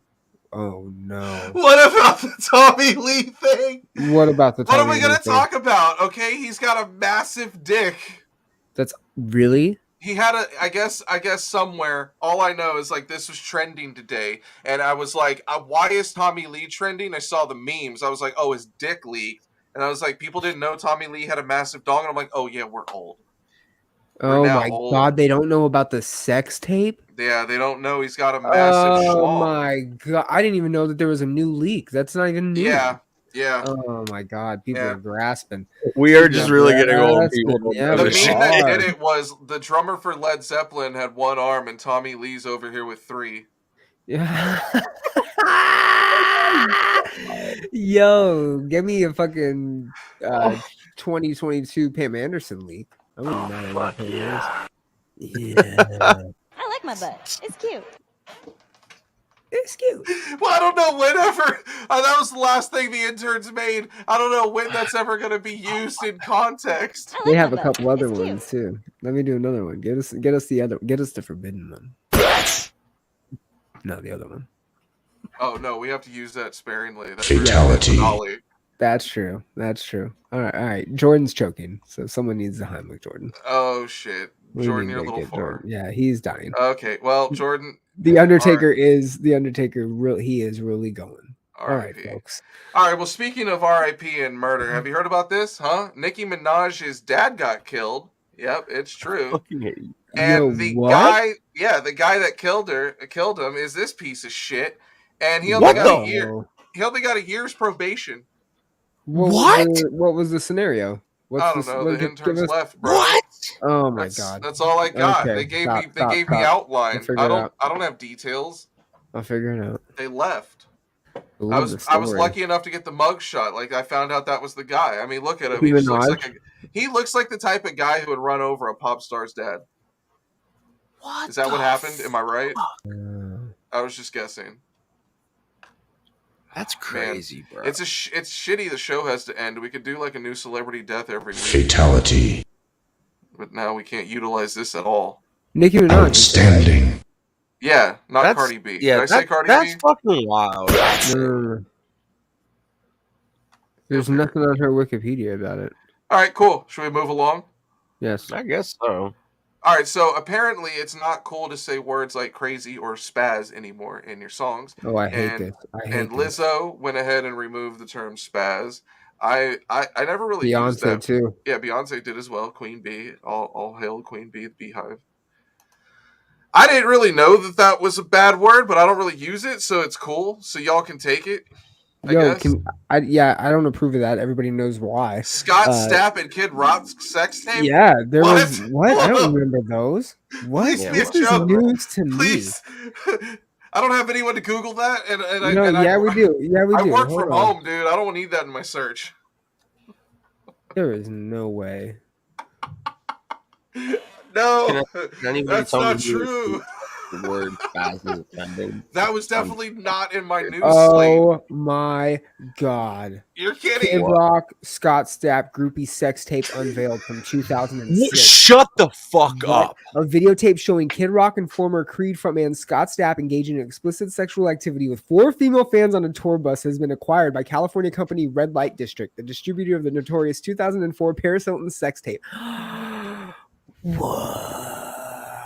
Time out. I didn't know. I had no fucking clue. That was from 2006. Oh, man. I wish we weren't ending the show now so we could totally do an episode on that. No way. Hey, Good. listen, I do know a Scott Stapp story. Are you ready for this? Scott With Stapp legs wide was open. yes, that is beautiful. That's the best Scott one. Stapp was fucking super hard into drugs. Holy shit, really? Yes, and he's on Who a would have fucking thought? he's on Hold a up. fucking tour bus with homeboy from Stone Temple Pilots. Scott Scott Weiland. Weiland. Scott Weiland. He's on a tour bus Battle with of the Scott Skies. fucking Weiland. So do right? bands just need to film Listen, their escapades and they'll and get they're away doing with it? drugs. This Scott is the Pilgrim story. there. This is the story. And they're doing fucking massive amounts of drugs. Scott Weiland tells him, if you continue to do this, you're gonna fucking kill yourself. And he decided that he was gonna stop doing drugs because fucking Scott Weiland told him, if you continue to party like this, you're gonna kill yourself. How How many fucking times have wild you is told me that? that, Brian? How wild is that? That's pretty wild. Jesus. The wrong one died. Imagine that. Jesus. What the fuck? Accurate. Oh man, all bets are off. I just spilled beer all over the place. Pouring out for that. Oh my god. How good That- was that? Man, I could say that for so many things. God damn, that should be. You know what?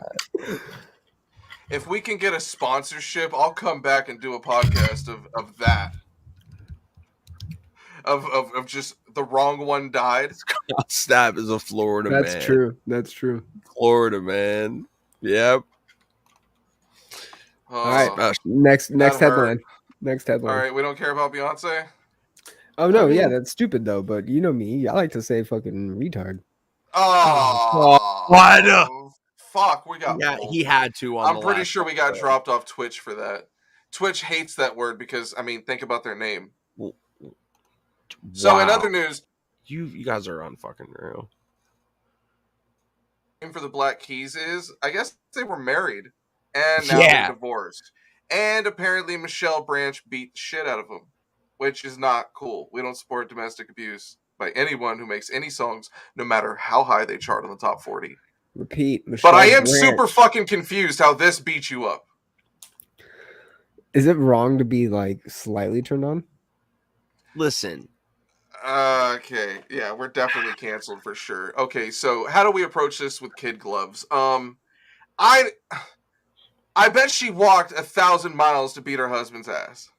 oh my god, this is out of fucking control. If I could just say to you, I mean, she's willing to walk into the sun. She's willing to walk into the sun. I'm sure she'll walk into a couple punches or two. oh come on, dude, no, okay.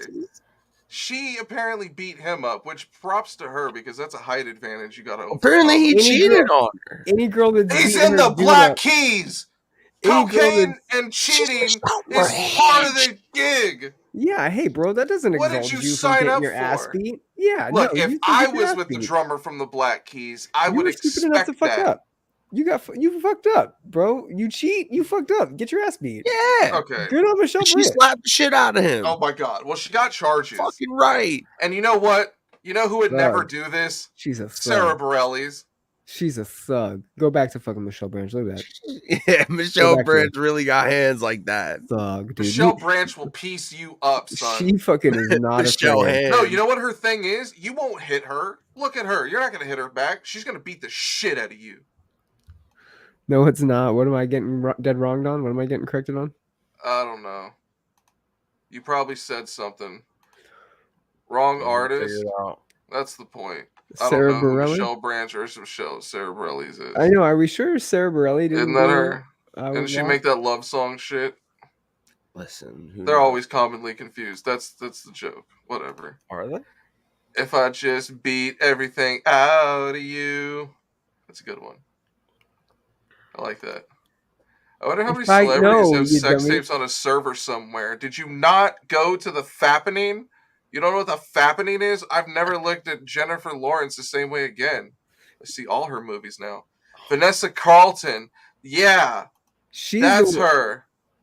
Yeah, that's what I'm singing? Cool. Because none of them fucking matter and they're all the same person. Yeah, that was No. the joke. Even her. I think that was the Two joke different here. people. Yeah, they're all the Jordan same. goes, nah, man, they're 3 different people. Like, we really confused. Of course, the pop rock Like, we're guitarist is going fucking- to tell me that. Get the fuck out of here. I don't need your fucking Like, we're nice confused ass. by the fucking. Everyone likes Jordan. He's never said anything problematic on the show. It's not fair. He never sticks his neck out unless he's just really, really high. Like, your worst luck would be if, like, the managers at Dunkin' saw you on this show and fired you. But I mean, we might be at that level, believe it or not. Dunkin' now, like that level. You both work at Dunkin'. I don't even like Dunkin'. I'd like actively go out of my way to not go to Dunkin' Donuts. Dunkin' is fucking. Or no, it's just Dunkin' now. It's not Dunkin' Donuts because I stopped it. I stopped it. Yo, can we pour out? Can we pour out a little liquor for rest in power Anne Heche? Ooh. Anne Heche went out like a fucking G. All right, Anne Heche, rest in power. She was hammered as shit, swerving her vehicle. I thought they said alcohol wasn't involved. Oh, alcohol was certainly fucking involved, homeboy. She was fucked up, swerving the car. She crashed. She drove again and swerved from hitting a pedestrian, slammed into a house. Her car got on fire. She got burned pretty bad. She went into a coma. They determined that she had cocaine in her system at the time of the accident. She was wildin', son, and she's clinically brain dead. She's done. They're evaluating her for organ donations, but rest in power, Anne Heche. That's fucking crazy. Yeah. And just at like a 3-day span, that story went from she had this crazy crash, she's in a coma, cocaine, she's dead. What the fuck? Favorite Anne Heche movie? I'm going to say 6 Days, 7 Nights.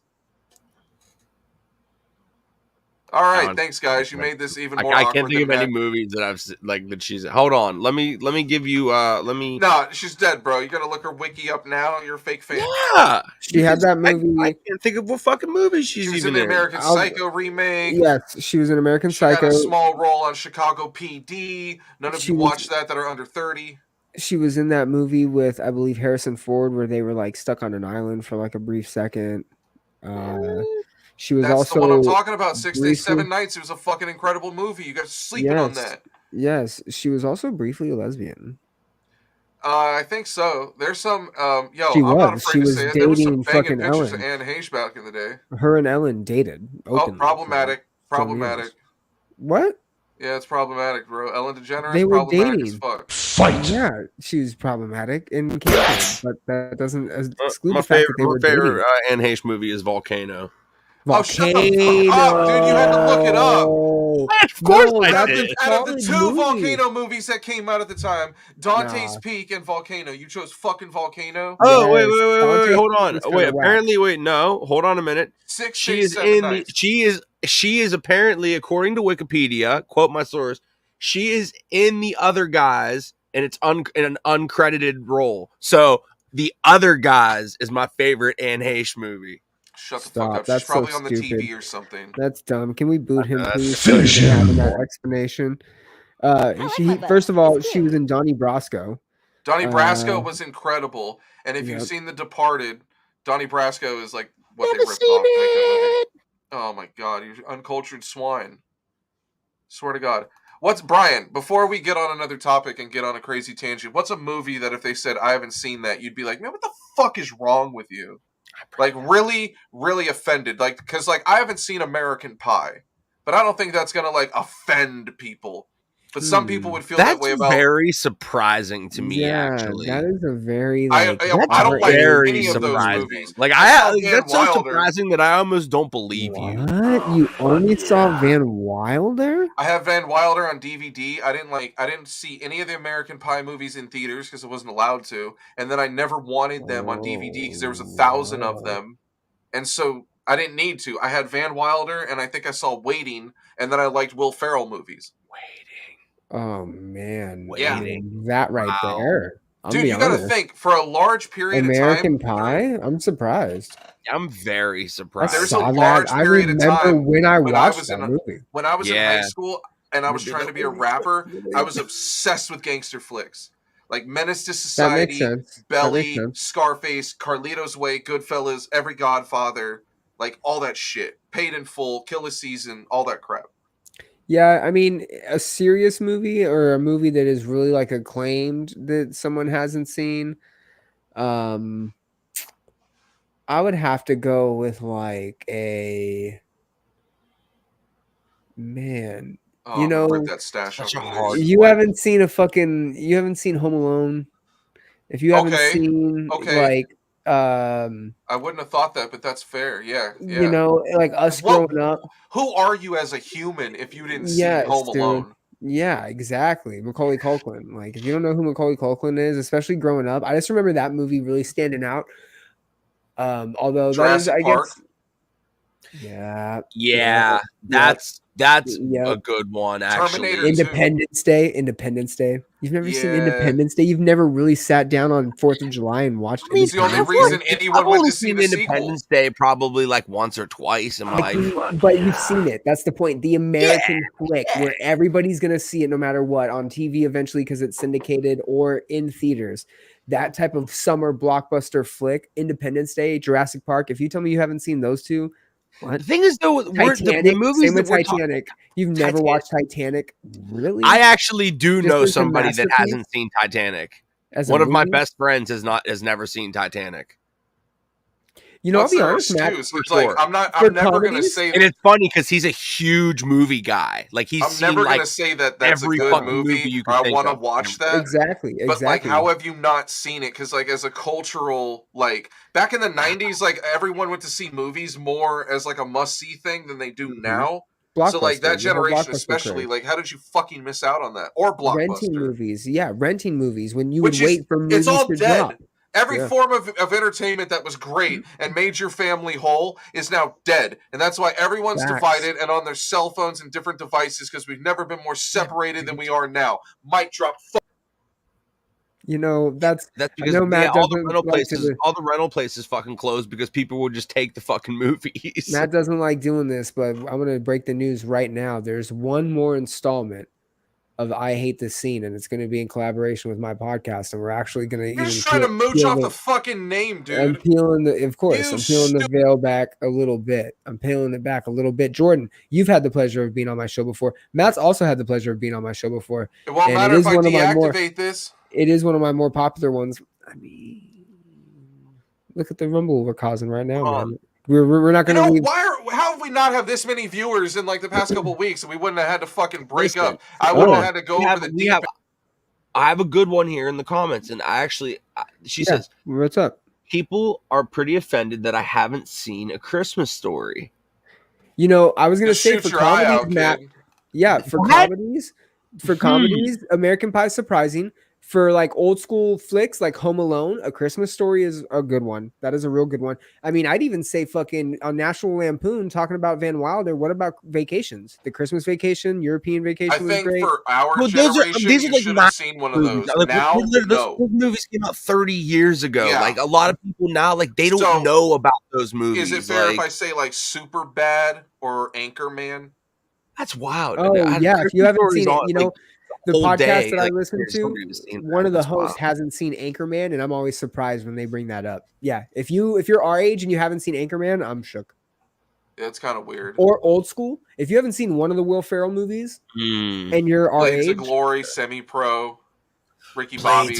Blades of Glory Talladega that's one of Nights, my favorite Will Blades Ferrell of movies. Glory. I don't Old have any School, brags like good. this in my life, but I went to see Elf. Blades of Glory twice with two different chicks, and it was dope. Elf. That is Jesus, pretty dope. what? That is dope. That is dope. And guess what? Bro, it was dope You because I was 17, so it I was was gonna say doing the Matt same was underage. dope. I was Did gonna you say do it the Matt was same day? underage, so it was even doper. It was so cool. I had never done anything like that. It was like it was Oh, one end shit. of California and NorCal to SoCal. I got to see it twice. I can't believe we let these rat bastards cancel. You know, fuck them. Fuck those motherfuckers. One thing I was able to escape in this reincarnation of the podcast, and it's probably because the dude's not famous anymore. I haven't got a Nick Swardson comparison in millions and millions of years. It's been many moons. Yo, if you have not seen Grandma's Boy, It's a super damn, sweet we bed, fighting. though. We fighting. If you've not seen Grandma's Boy, You might want to get in the octagon then. I've never seen it, bro. Really? I've Okay, never what's one seen movie? it. What's the one movie you have? Matt, you've admitted a lot that you haven't seen. I'm surprised. What's one you haven't seen, Jordan, that you're surprised about? I'll go with one. I've never fully sat through Shawshank Redemption, and I know that's one where like everybody. Wow, that is actually I've only really. seen parts of it on TNT. Yeah, I get that reaction. Yep, exactly. I get that reaction from people you've never sat through the whole. No. Okay, It's here's great. one. Because if you watch this movie, I know you're cool. But if you haven't watched it, it's like, well, I guess I gotta ask him something else. Pulp Fiction. I was just thinking that. Oh my god! Like that was literally just popped in my fucking Never head. seen that, Matt? For being You've someone that's never into seen shit Pulp like Oh no, that. I have. I've seen it a million times. Oh, that's what I said. I was gonna say I've like seen it a I feel lot. like you should have like if you're especially like if you're from like our age group, that is like a movie that you have to see. That defines the word cult classic. Yeah, bro. Yeah. I mean, honestly, dude, until 2 days Pulp ago. Fiction is like Go back and watch it again. I probably swear to my God, you favorite missed a movie. bunch of It's shit. tied with Almost Famous. Like, did you say Almost Famous? Yes. I have seen that, but I don't remember it. I love it. Amazing. Yeah. I love that movie. So what haven't you seen, Jordan? You didn't give yours, I don't think. I'm trying to think of one that there's a lot that I can name. Time out. What? I shouted out the Chili's and Encinitas, and Chili's hit me back with emojis. We're lit in fucking Encinitas Chili's. Shout to the Chili's and Encinitas, and they're the only ones who they don't even like it, but they commented. The corn be fire. Oh, I never saw the Green Mile. Wow, really? Yeah, I never saw the Green Mile. Okay. Yeah, me too. I know. You've what never happens. seen it either. You look, I've seen Schindler's List. I don't want to know what happens because one day I'll fucking watch it and somehow I've managed to evade all the spoilers. Alert! 30 years later, eat my ass. Yeah, so what? No, we don't play by those rules. I don't need to see all these sappy ass movies, baby. We don't need. Yeah, you know what happens? Guess what? Homeboy fucking shakes Tom Hanks' hand, and Tom Hanks lives forever. Spoiler alert. Yeah. Wow. Yeah. Now I have to change the fucking details of this when it goes on YouTube. Yeah. You're fucking dick. I get. You know that? I watch all my friends die. It's so sad. Yeah. You're fucking. Chili's. Shouts to Chili's and their corn. If I don't get Chili's as a sponsor for this final episode for our death, I swear, dude. We never got a sponsor. We didn't do shit. We should have just been sponsored by like whoever's band manager would just. How do we feel about Beetlejuice? Beetlejuice is fire. Beetlejuice is Wait, you mean the dude from the Howard Stern show? That's true. The dude from the Howard Stern show. Yeah, no, Beetlejuice is super dope. Matt, you're making me feel like an idiot because I was giving people shit for not tagging me for calling me out, and then I just looked at the last couple of posts and you didn't tag him. Got me here. He got me right here. I've never seen Trainspotting. Okay, I've never seen Trainspotting either. Have you seen Snatch? Wow. Oh my god, I really thought I was gonna get fucking I've seen all of those movies except Trainspotting. Okay, Snatch.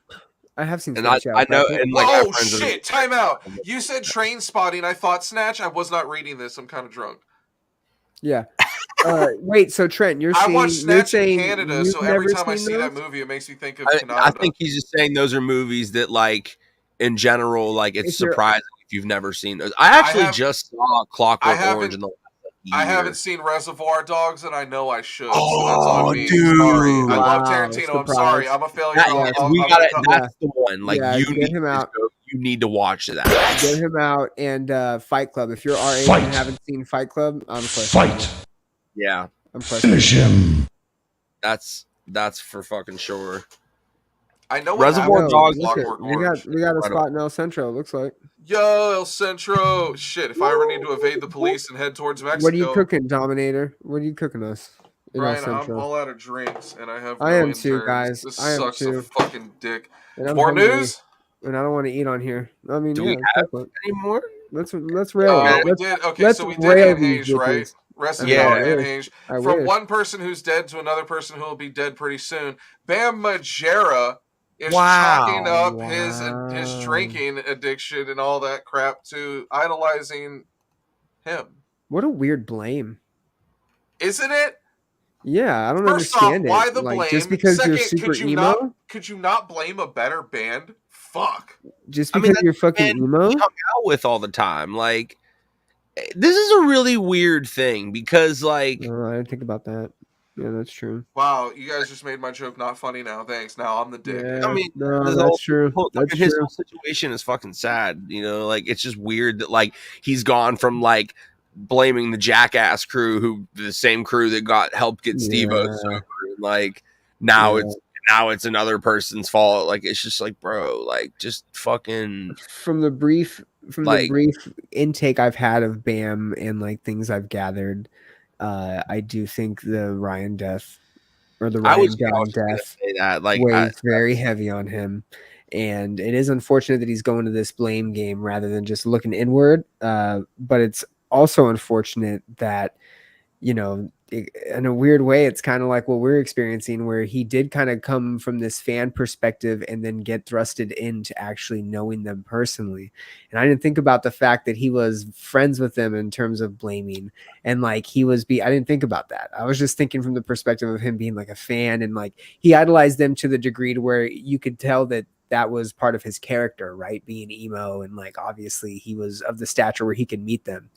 But I didn't think about the enabling that they may have had on him personally. Yeah. Thank you. But Yeah. I mean, he just at some point like He needs help. I don't know what rock bottom I feel like he's hit rock bottom before. Like I don't know. It's I mean, sad. honestly, one of his parents I love soon. like Probably that was soon, like yeah. part of my childhood was like the Jackass thing. Like that was like Mhm. I got to see that like blow up and I like was gonna say the Jackass movie, but does that make sense? Would you guys be Huh? shocked if I was gonna say the Jackass movie, but would you be shocked if someone hasn't seen it? Because it is kind of grotesque in that way, right? Like I don't need to watch that. Yeah, that's a special kind of movie. That's like I've seen it, but I feel like it doesn't matter. Kind of phenomenon, you know what I mean? Yeah, true. Yeah, like it just like if somebody was to go, oh, I don't know what Jackass is. I've never heard of that. I would go, oh, that'd be what? weird. What? You've never heard of it? Ever? Yeah. You don't even know like what it looks like? Like you don't know what that is? It's an actual live show of being a jackass? You don't know? Yeah, I would be shook. That'd be weird. Yeah, that was a huge phenomenon. Like it was insane. Shit was fun. Low-key, were you guys fans of Tom Green? No. I You watched weren't? the Tom Green show at a I young love that age, fucking and like show. Yeah, early, I was young, so like I don't remember like all of this shit. early on, I I realized remember he had the #1 song on TRL for like a Yeah, day yeah. or two. Yeah, And and I he was- fucking Yeah, bragged fuck about it. he's the reason that Eminem has that line, "My bum is on your lips," because he did Yep. the stupid Yeah. bum On your song, lips. and he was on the MTV. I remember who was his little sidekick, his Andy Richter.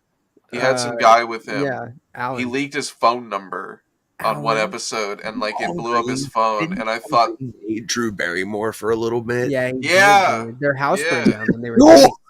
Their house burned down when they were dating together. shit, Oh don't my date Tom God, Green. really? Yeah, dude. Mm-hmm. That's Damn. fucking crazy. I just learned something. You didn't know that? I didn't know Wow. their house burned down. I'm almost didn't I'm gonna either. look it up right now. I'm Oh, almost if that's positive. not true, I'm gonna be so bummed now. No. Keep going. Keep talking. Well, that was the end of the news. After this, it's like the really awful, incriminating stories that I had. Oh, there we go. I mean, I had Let's one get nice it. story because I'm trying to recall things from years ago, and I thought of a nice story that the old vocalist of Veil of Maya told me. So, Go. like, they had this really cool tour with Vildiarta, Here Comes the Kraken, Structures, and North Lane with their old vocalist.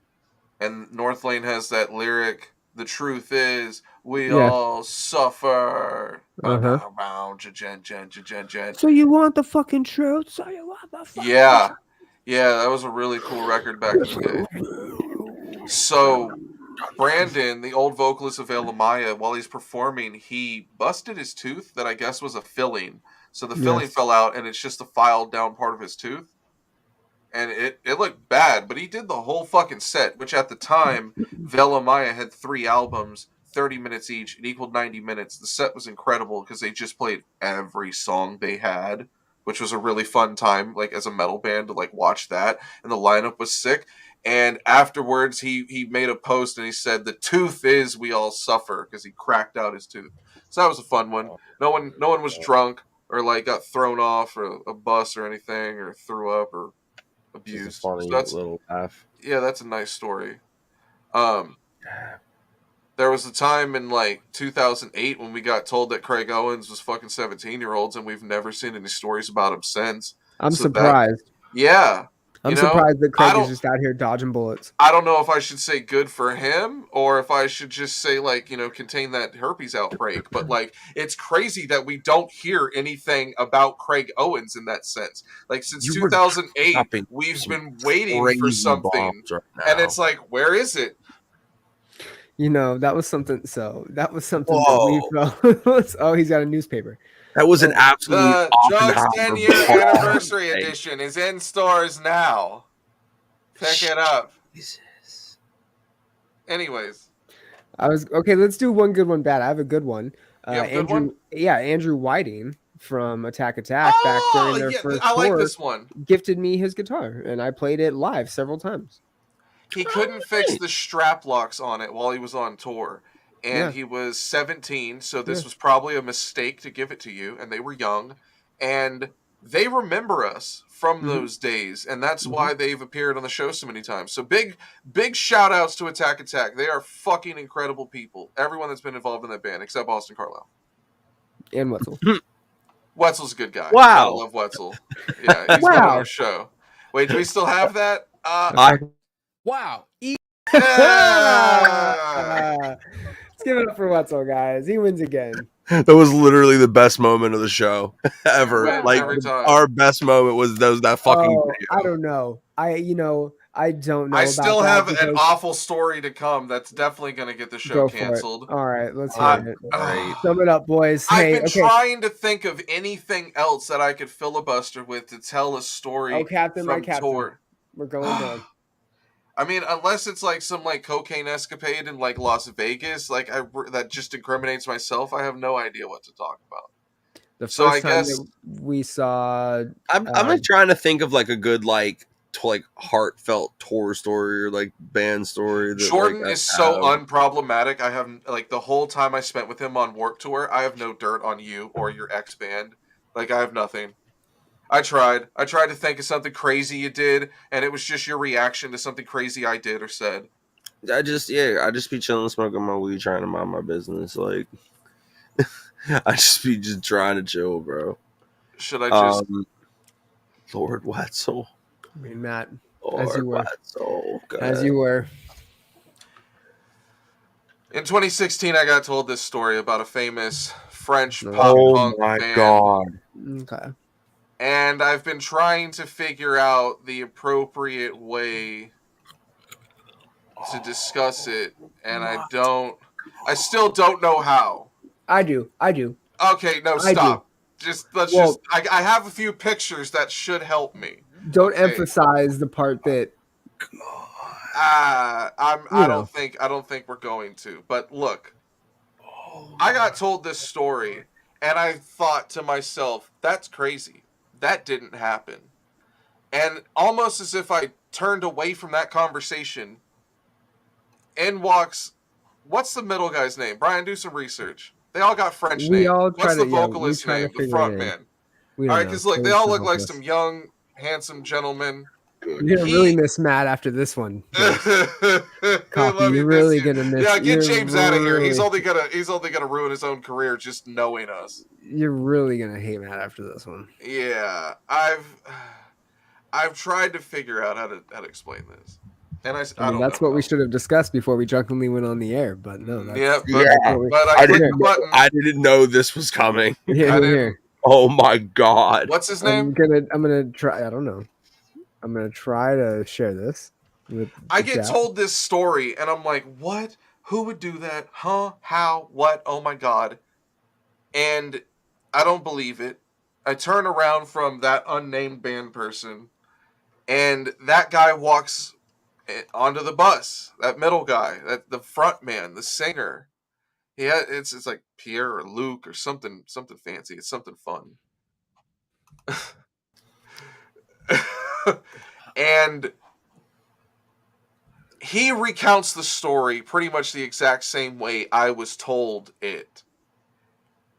That Chunk met a girl in, I want to say, Dallas. It's some like very far two destinations. I'm 90% sure it's Dallas to Chicago, which is a pretty fucking far drive. We're talking a 14-hour, 7-minute drive by van, I believe, not bus.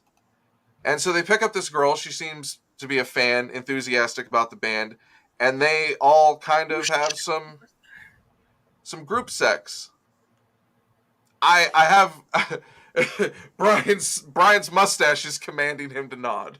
Yes, and I just want to say, for the sake of we're not making any. I haven't got to it yet. Okay, all right. Well, I was just gonna say we're not making any type of allegations, and I want to almost emphasize when in Rome. When in Rome, I'm only hearing one side of the story, and it sounds like maybe a fun time. I'm not there. I can only assume so much. Do you wish you were? No, Brian. No, not my ideal road trip. No. But sure? but I can only assume so fucking much from it. If you're in an amusement park, but the amusement park only has 4 rides. I mean, you can only ride each ride so many times. Yeah. Right? Is that a fair analogy I for guess, this story? I guess that they all participate in this group sex, and it seems like they're having a fun time. And he says the front man's driving the van. He turns around and says, and then I turn around and see that my merch guy is fucking her in the butt, and I'm like, okay. It got maybe that's a fun time. I don't know if I want that happening in my van per se. They had a bandwagon, didn't they? No, for this specific to other 2 unnamed acts I won't mention, they had a van. They probably had a bandwagon. So this didn't happen on Warped Tour. No. Okay. No. Okay. No, it did not. They were a support act for someone else. They were in a van. It was some other previous tour, so it had to be like it was just a bang bus then, like yeah. And look, I'm not knocking that. You can do consensually whatever you like behind closed doors. If that was my van, I don't think I'd be able to drive with people doing that. I don't think those vans were tinted enough. Maybe you're driving at night, but like, oh my God, that's a lot going on. That's a long ass drive too to take this girl. Can I ask the important question? Oh, we're in a very successful 3-piece band, gentlemen. Are we doing one of these road trips? No. Why not? What? You have to be. You have to look. You have to be careful who the fuck you invite on your bus or your vehicle at any time, whether they're going to steal something or they're just not going to go away. Well, yeah, but she's already on the bus. She was invited. She was invited, and what I was told is that they all had a fun time and they all just thought she was drunk. Yeah, I would hope so. When they got to the venue and started unloading, they realized that her behavior and some outbursts that she made, that she might have been, what's the word that's appropriate? What are we talking about here? What? Oh no. Like, God. In some form or fashion is what I'm being what told. That? No. What? Turn my snare up. Turn my snare up. I didn't hear it. No. Like what? Some sort like special. And okay. We get it. I guess we get it. What I'm told is they freaked out. They freaked out about it when it became apparent. And I don't know if they felt bad or they just panicked, but they left her at the venue. And she's clearly hours and hours away from home. And so the other 2 bands who were headlining at the time paid for her bus ticket, got her phone number, and assured that she got home. But this is the story that I'm told, and like, no, that didn't fucking happen. That's insane. And then it's told by that dude. And so I remember like hearing this and being like, I don't know what to do with this. Like, this is crazy. I don't even listen to this band. And I'm like, that's crazy. I've like run over to Jordan because that's who I'm hanging out with every day on Warp. And I tell him, I feel like you told me this over like one of our like wake and bakes with like me, you, and Josh, like, and like you were like, dude, you're not gonna fucking believe this, and you told me, and you were like, that sounds so wild that like I can't even wrap my fucking head around that. I couldn't, and that's why we that was at that point in my life. That was the craziest story I've ever heard. Oh wow! Like, that was fucking insane. And there's some crazy shit. You know what I mean? Like, I was just like, bro. That's why there's never an episode or any, like, I don't know what to make of that. I've just had that information and have always thought, that's weird. And I didn't listen to them beforehand. So, like, doing all of that... And mind you, like the next day or the day before, I'm hanging out with like Too Close to Touch, so I'm more inclined to listen to their music. And having interacted with Keaton and him being like, you know, really cool and hearing their album at the time, like I lean towards that. I've yet to listen to Chunk, and I've always just sat with that like, this is weird, and I don't know how to tell this story. I don't know who this girl is. I don't know where the consent lies. And it's like, yes, French dudes are weird, so you have to keep in mind that, like, group sex is way more, like, chill to them than it would be for the three of us. We're not going to get in a smoke session and invite 4 girls to get naked. No, Brian, you're a swinger in Austin, so you and your chick are going to be down to fuck other people. I feel awkward about that. But I don't want to compete dong-wise with you. It's awkward. Well, it's the competing here. We're here for everybody's fun. We're here for a good time. There's no competition. Okay, well, you're a swinger. Competing. You're a swinger for sure. For sure, you're a swinger. Where this is a wild conversation. I've speculated this for many episodes, and it's confirmed. You're a fucking it's just swinger. So funny that I fucking. That's like I don't know where you get mustache. That from. I was about to say that mustache looks hella, bro. It's ironic. Like, so what's the name of the podcast, Brian? Someone fucking asked me the other, like, fucking, I did this like 2 months ago, right? And someone goes, bro, you're not gonna be able to fucking get any type of weed. People are gonna think you're some narc. And I go, if there's a cop walking around with this mustache right now in time and space, they're not a fucking very good cop. If I'm walking up, hey man, how are you, buddy? Can I get some weed? I'm not a cop. For a little bit of the reefers. No. Okay. So, anyways, real quick, how do I position this? Everything about that is wrong, and I wouldn't want to be involved in the beginning, the end, or the middle. The group sex, weird. Yeah, nothing wrong with it, though. Hey, props to y'all that y'all are close. And to, like, the best of my understanding is it sounds like a fun time that led to regret. I have no idea. The ditching thing bothers it's just me. like you said, no one knows. The ditching is wrong. No one knows the consent law. You know what I mean? Like I don't know. It's such a crazy. I still like to this day can't wrap my head around it. Up until they told me the situation, I was just like, oh, it sounds cool. I guess not how I want my crew to roll. I didn't understand the ditching part. I didn't realize. Okay, because they panicked. Like it's not okay, but apparently they panicked like hell. That's I mean, if it was a situation where it was like manipulative, of course, that's not good. Let me ask no idea. I've never been able to investigate further. I can't send a text to Chunk and be like, remember that time? You care to elaborate that? There's no extra journalism to be done there. Well, let me ask this. Is that why we're dying this slow, crippling death, gentlemen? I didn't do that. Because maybe... No, I understand, but the fact that I didn't do that. No, you're right. You didn't.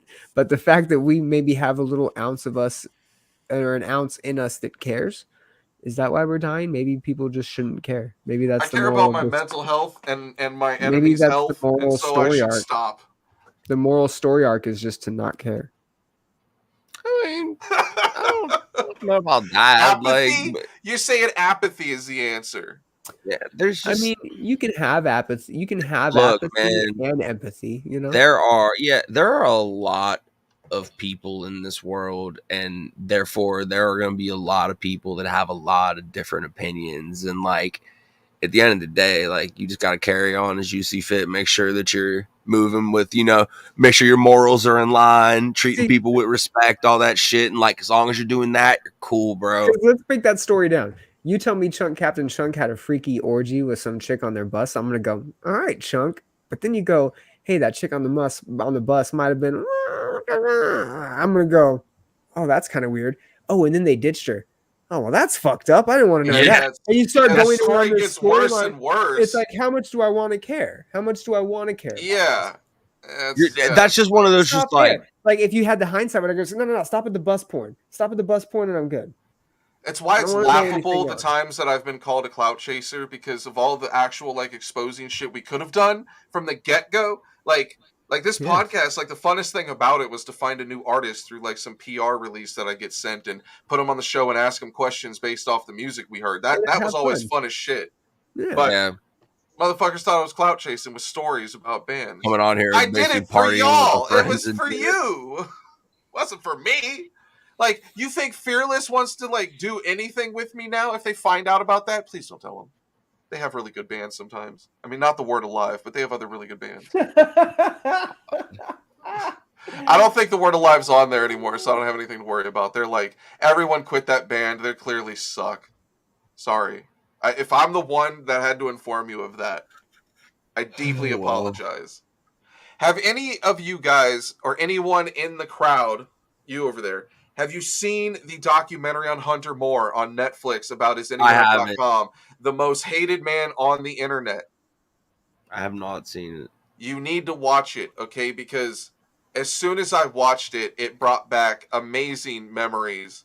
And okay, maybe not the best thing to be associated with. That website was such an epidemic. I immediately remembered a bunch of people like that Destiny Benedict girl and stuff. It blew my mind, dude. The family, all that stuff. Like, just being there, like, I met Hunter Moore a long time ago when he was the light guy for the Millionaires, which has to be the dumbest job to ever exist, because I think he just pressed a button every 20 seconds. When did he do that? 2007. Yeah. Okay, no, so that's long before I would have ever. It's we played a show in Dallas with the Millionaires. It was 07, 08. Side project. When I met him, he was kind of like he was the younger dude. He was kind of the one that like they were picking on because he was younger and new to the tour. And one of the girls, I think it was Allison, who was like 16 at the time, which blew my mind that these girls singing about getting drunk and shit. Justin, shouts to Justin. Big time. Justin was there for some of this shit. Yo, and shout outs to Justin. Congrats getting married, buddy. She turns the Smirnoff handle upside down and finishes it. And I'm like, I can't drink like that. And that's insane. Oh.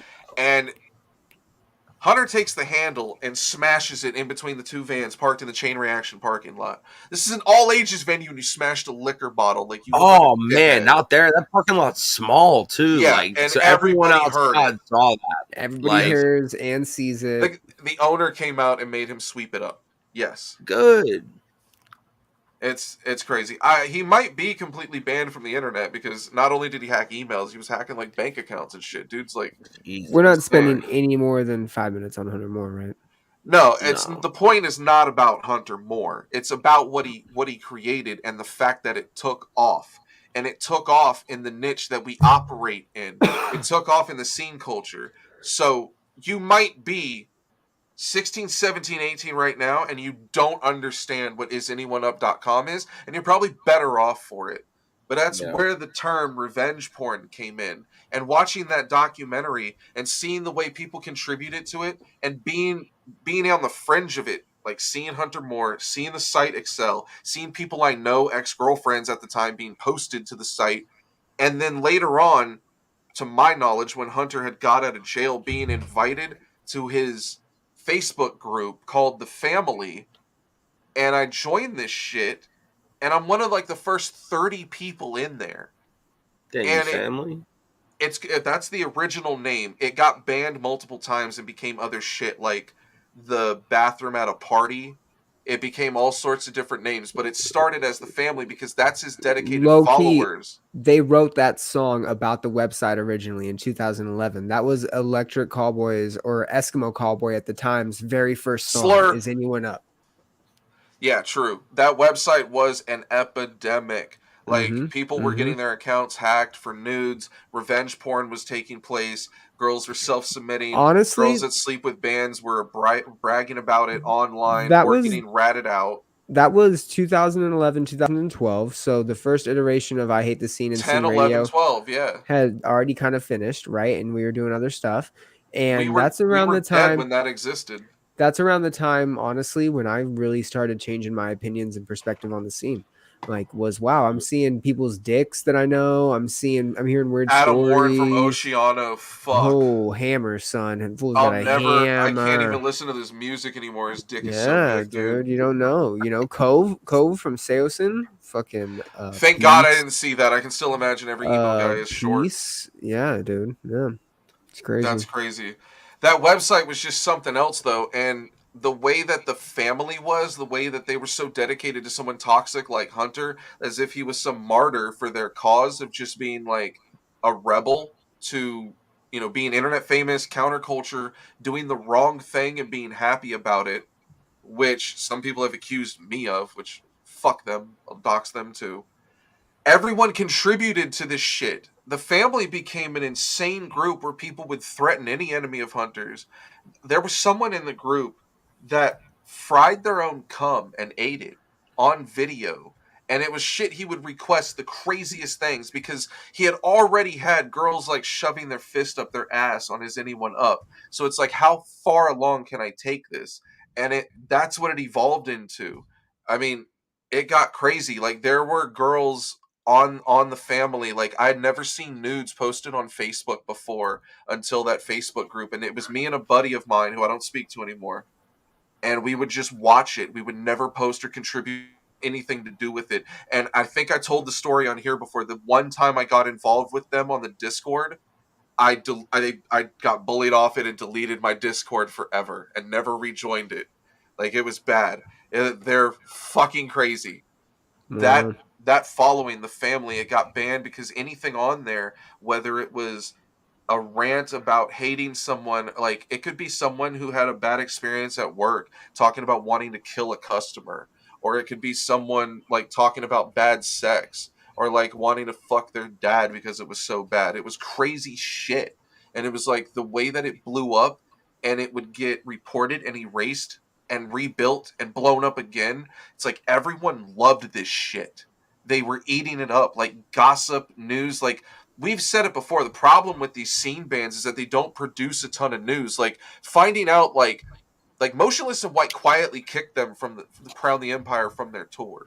That's supposed to be quiet shit. Like, the fact that, like, Dance Gavin is trying to, like, enter litigation against people, that's supposed to be, like, quiet and shit. They don't want that to be, like, on Metal Injection. They don't want it to be heard. They definitely don't want me to say it on my shitty fucking podcast. But there has been a toxicity to the scene that has existed forever. And as much as I thought that PC culture invaded this and there were more woke people and we were like a safe space, I'm realizing that doesn't fucking exist like we thought. Like, what did we hear about the DGD shows with the crowd crush? People are complaining about that and making a big deal about it, like we said they weren't expecting it. I don't know what to make of it, dude. Like, crowd killing at shows, shitty people, the shitty behavior from bands. Is the scene toxic? I'm not going to go out here and say the scene is dead. I'm not going to say I might say punk is dead. But, like, is this scene, is what we're in? We already alleged that an entire fan base, specifically from a band from Sacramento, that their entire fan base is toxic, and they name themselves after a fucking fruit. I mean, so is it everyone? Is it all these bands? Does it breed something? Is it us? Did we cause it? It is, unfortunately. And I'm going to sum it up to where, I had this kind of nice ribbon that me and Matt talked about, and I think now I get to finally pull it and display it for everybody. But it's a combination of the both. Again, earlier we talked about how we just tried doing our due diligence in terms of providing information and news, and our missed sight there is thinking that people cared as much as we did. Because again, Matt, we're immune to a lot of the shit that we hear. Again, Jordan, we're desensitized to a lot of the crazy things that these band members experience, and then when news of these experiences get to, again, the common folk, it sheds this weird light on this tainted possible behavior or character, right? But again, we've spoken to this ad nauseum. So something that's always existed in the entertainment industry, right? There's a certain type of person that can digest that and be able to be at peace with it, a la what we're doing. And then there's the people that take that kind of fanatic behavior to that extra level, right? Where the band becomes the identity. The person or the artist becomes the only thing that the person can identify themselves with, because they're not capable maybe of creating their own identity, or maybe even reinforcing the identity that they're in the process of creating themselves by virtue of liking the artist, right? And again, I go back to the, we're not all adults in this room playing this game, unfortunately. And what this has highlighted for us is that we're probably a little too good for our own good, right? And cocky. We definitely have, well, because let's be honest, like, are we done? No, we're not done. We're gonna just regroup a little bit. And what we're understanding is that maybe we shouldn't hinge on a genre or a particular subgenre or style of music that is so fanatically driven, because again, these are our favorite bands, right? When we love the little no-name band and there's only 100 kids in the crowd and it's the best show ever and they're right in front of us and they're not on a stage, they're not behind a barricade, those are our moments. But then when the band blows up and becomes this stadium touring band, and then all of a sudden there's allegations and these other things start taking place, it crumbles that very fabric that makes us love those 100-person shows that we saw them at the first time. And that's unfortunate. For us, we're numb to it, and we pick and choose, and we have our own opinions about certain things within the industry, but we know what it is and we love it for that very reason. And the ironic part that it's called I Hate the Scene is because that scene in of itself is what fucking corrodes, that's the corrosive nature of it. And is that type of behavior, the type of behavior that we started with 12 years ago, and we've just grown with it. Other people haven't. These fans that were calling their shots and coming at us, they're young in this relationship with these favorite bands of theirs, and they're not ready for the real conversations and the real topics to be brought up. And when we who are experienced in these situations bring it up, they can't handle the fucking truth. That's what it is. We both did this, us and the fans. You think when you're young, like we all did this. When you're young, all you really know is the music of of these people. So you're like, that's the only thing that you like. Oh, their music's amazing, so they're obviously amazing as people. And then like, as we grew up, like we got involved in the scene. Like Matt, you've been on tour. Bryan, I don't know if you have or anything, but like.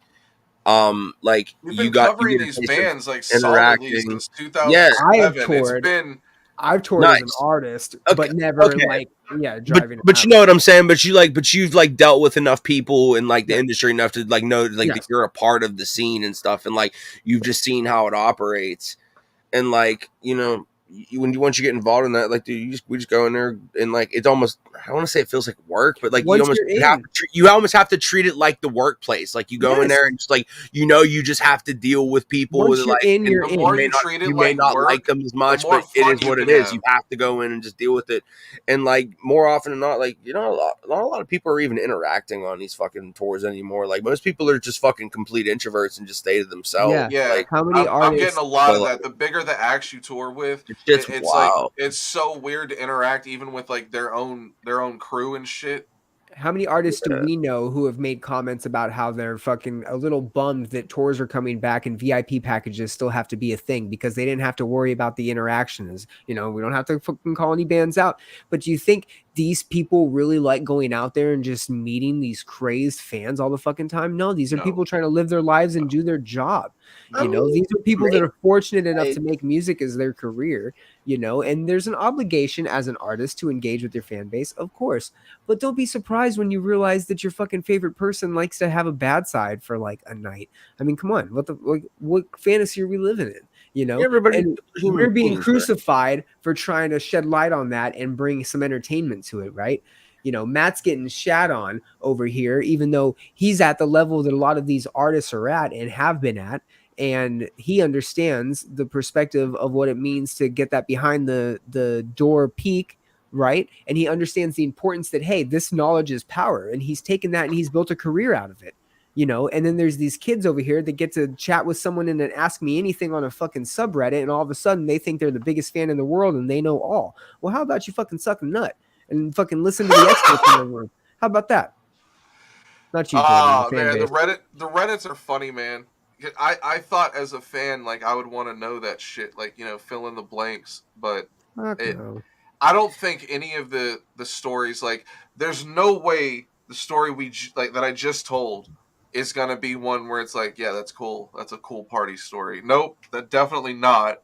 The shit we've told about that fucking Sacramento band, there's no way that's gonna go over and be like, oh yeah, that's cool, that sounds cool. I'm trying to think of a cool one, like a cool party story. That used to be like the question we would ask every band we had on the show is, give me your craziest tour story. This whole 2 years has been a great fucking party, boys. The rumor about the Ollie Sykes pissing on a chick rumor, that got squashed, right? That's not relevant anymore. Yeah, we've talked about it. That's so long. You want to talk about a party that we've been involved with? Well, me and Matt. Sorry, I'm trying to think of a crazy tour. Like, me and Matt fucking raged balls with Vanna for like a solid 12 hours overnight. Ate Del Taco, interviewed him, did some fucking recording with him in the studio. It was fucking great. That was 2008. We just spoke 2 hours, boy. We haven't had a 2-hour show in a long time. Are we thinking? Are we? Yeah. I got a wild tour story that we can end it on. Like, go for it. We can end this fucking whatever. Party night we had. We played RIP. They renamed it. They reopened it, but RIP Back Booth in Orlando. Yo, yeah, it was near Pulse Night. You know what's up. We played. We did a fall run with the Johnny Craig led Slaves Fatality at the time, and the Boys in Outline and Color. Outstanding. Sold out show, super fucking dope. And at the end of the night, did you pay for advertising? You paid for advertising, Matt? This is incredible. I used the company card and I signed up for some sites, bro.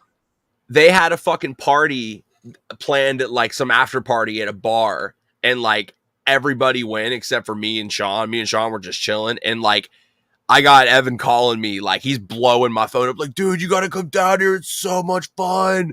Like, it's like one of the best times ever. And I finally was like, all right, I'll be there. And like I went down there with like every intention to just like scream at him in this bar. And as soon as I get in there, I see them beeline over. He comes over and he's like, dude, what's up? Grabs me, hugs me, and he literally takes me over to the bar. They literally tilt my head back on the bar. Johnny walks over with a bottle of Fireball and just dumps it. Just turns his bottle upside down, and I'm just like it was like a 10-second shot. Oh God. All over my, like, I got Fireball over. My face smelled like Fireball for the last 3 days of the tour. Like, I could not wash this off. It was so awful. I'm going to miss this show, and I would thank you, dude. And we just raged, and then tried to get out of Orlando at like 2 a.m. Like, it was wild, dude. Orlando. Oh, I do have a tour story. Well, this wasn't a tour, but it's a show. That was a party night. Like, that was one of the few party nights I had. Like, I don't know how like warped barbecues and shit. Here's the party night. I have a quickie. The last time I was at Back Booth, real quick, let me fucking everybody on the tour got ticketed. It was awful, and I hate it. Got what? We all got ticketed at Back Booth. Every single band on the bill got ticketed. So, hurry up! Oh, this isn't. No, it's fine. We don't have to talk about it. No, it's fine. What the fuck? God damn it, dude! We come this far. The last episode. Oh man, what is it? Was I there? No, you weren't. All right, I'll tell one. I won't say who I was with or what tour it was. It was in 2015, though. We totally had an orgy in Cleveland Heights. So shout to Cleveland Heights and shout to those girls. Yeah, that was fucking crazy. I do have one, and you can judge me. I will. I'll let you guys judge me. Oh my god! So we played a show. Bang. We played a show, at this place in LA. and Oh, we God. got done playing probably Angels. like 10:30. No. It was actually in downtown LA. And Oh. it was this band that we had played with before. They had just asked us to come out and do a show. So we went out and did a show with them. And so we were out there and we got done probably playing at like 10:30, 11, right? And then they were playing after. They were the headliners. And so they played. And then we hung out for a bit. And so we started hitting the road maybe like at 12. And we're all really hungry, right? We have like a group of like maybe 12 people with us. And we're driving around Los Angeles and we're looking for shit that's open. And it's like past midnight, right? So unless it's a 24-hour spot, fast food, you know, and we have a couple hour drive back to the desert. And we see that a Fridays is open. Right. And we're like, oh, okay, let's go fucking do Fridays. This is going to be dope. It's pretty close by. We're going to go hit it. And we just show up to this Fridays and it's straight bumping. And what I mean by bumping is they are blasting fucking Hot 97, whatever the fucking Hot 97 hip hop shit is going to be fucking going. Right. There's bouncers outside. It's a fucking Fridays, a TGI Fridays. There's bouncers outside. And fucking line waiting to get in. And we're like, what is going on here? And we fucking get up closer and we realize that it's a fucking branded Fridays and it's Magic Johnson's Fridays. And this place is a fucking nightclub. And we fucking walk up there 12 deep. We walk up there real fucking deep, and then fucking everyone's just looking at us, and we're just like, okay, well, we're in this. And they're like, it's like a 2-hour wait. And we're like, to get into Fridays? And they were like, well, it's like Magic Johnson's Fridays, and it's this whole thing. And we were just like, what the fuck is this? Magic Johnson's Fridays. And sure enough, you can just franchise the chain of Fridays and do basically whatever you want with it. And Magic Johnson's was one of the most happening spots in fucking Compton, California. Why you can get bottle service with your whiskey burger. Like, our shit was literally downtown. Our shit was like in Inglewood. Our show was like in Inglewood, and we fucking had a show. My mom is from. My mom went to Inglewood High, so my mom's calling us and telling us where we're going. Inglewood up to no good. Yeah, my mom was at Inglewood High, and she's like literally on the phone with me at like 12 at night, trying to direct me through this town to get back to the freeway. And we're just like, what the fuck? And then sure enough, right off the fucking, I'm pretty sure it's the 5. Right off the 5 is a fucking Fridays, and it's Magic Johnson's Fridays, and it's raging. That's crazy, dude. I bet you all the baby back ribs come with it. Wow. Wow. We got to get off the I air. don't know how to edit this. Yeah, dude. He's unhinged. Brian, what is your fucking... Thank you for, bro, I did it as a ticker. And what? Please. What's wrong? I can't say that? Please. Just... For the love of God, you guys think this show is good. We're going to have a doozy of a follow-up interview with Matt. On my podcast, the Common Chaos podcast, which you can check out at commonchaos.net. You can also check it out. Brian's going to grill me about all the allegations on Instagram and Twitter. We're gonna get even more personal with Matt. And then check this out. Jordan is also going to be on the show, and I'm going to try to mastermind. I've only done this a few times. I'm going to try to mastermind one for us to do all three. No. Which would be a fucking dope one. Because we already did that for a bunch of times. Yeah, I know, but it's going to be the other podcast where we're going to be it's deep. Just different branding. We're going to be deep. We're going to be really stoned and deep. Because we're not now? No, bro. We talk like it's called Common Chaos. I'm going to be really chaotic and just go crazy. We're going to talk about the first time Jordan cried in front of his bandmates. I'm just going to use a lot of fucking common sense. When was the last time you cried in front of your bandmates, Jordan? You remember the first time you bawled out in front of your fucking bandmates? Yeah. Yeah, exactly. That's the shit we're going to talk about.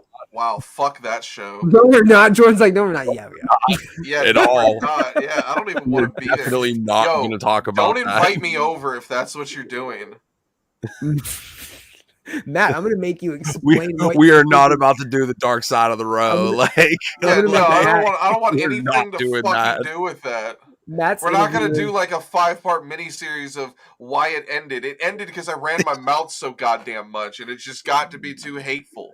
But the story arc is I'm going to get why you fucking... Okay, Matt also wrote diss raps about people when he was like 13, so that's the whole story arc. I'm going to get Matt to get... I wasn't 13!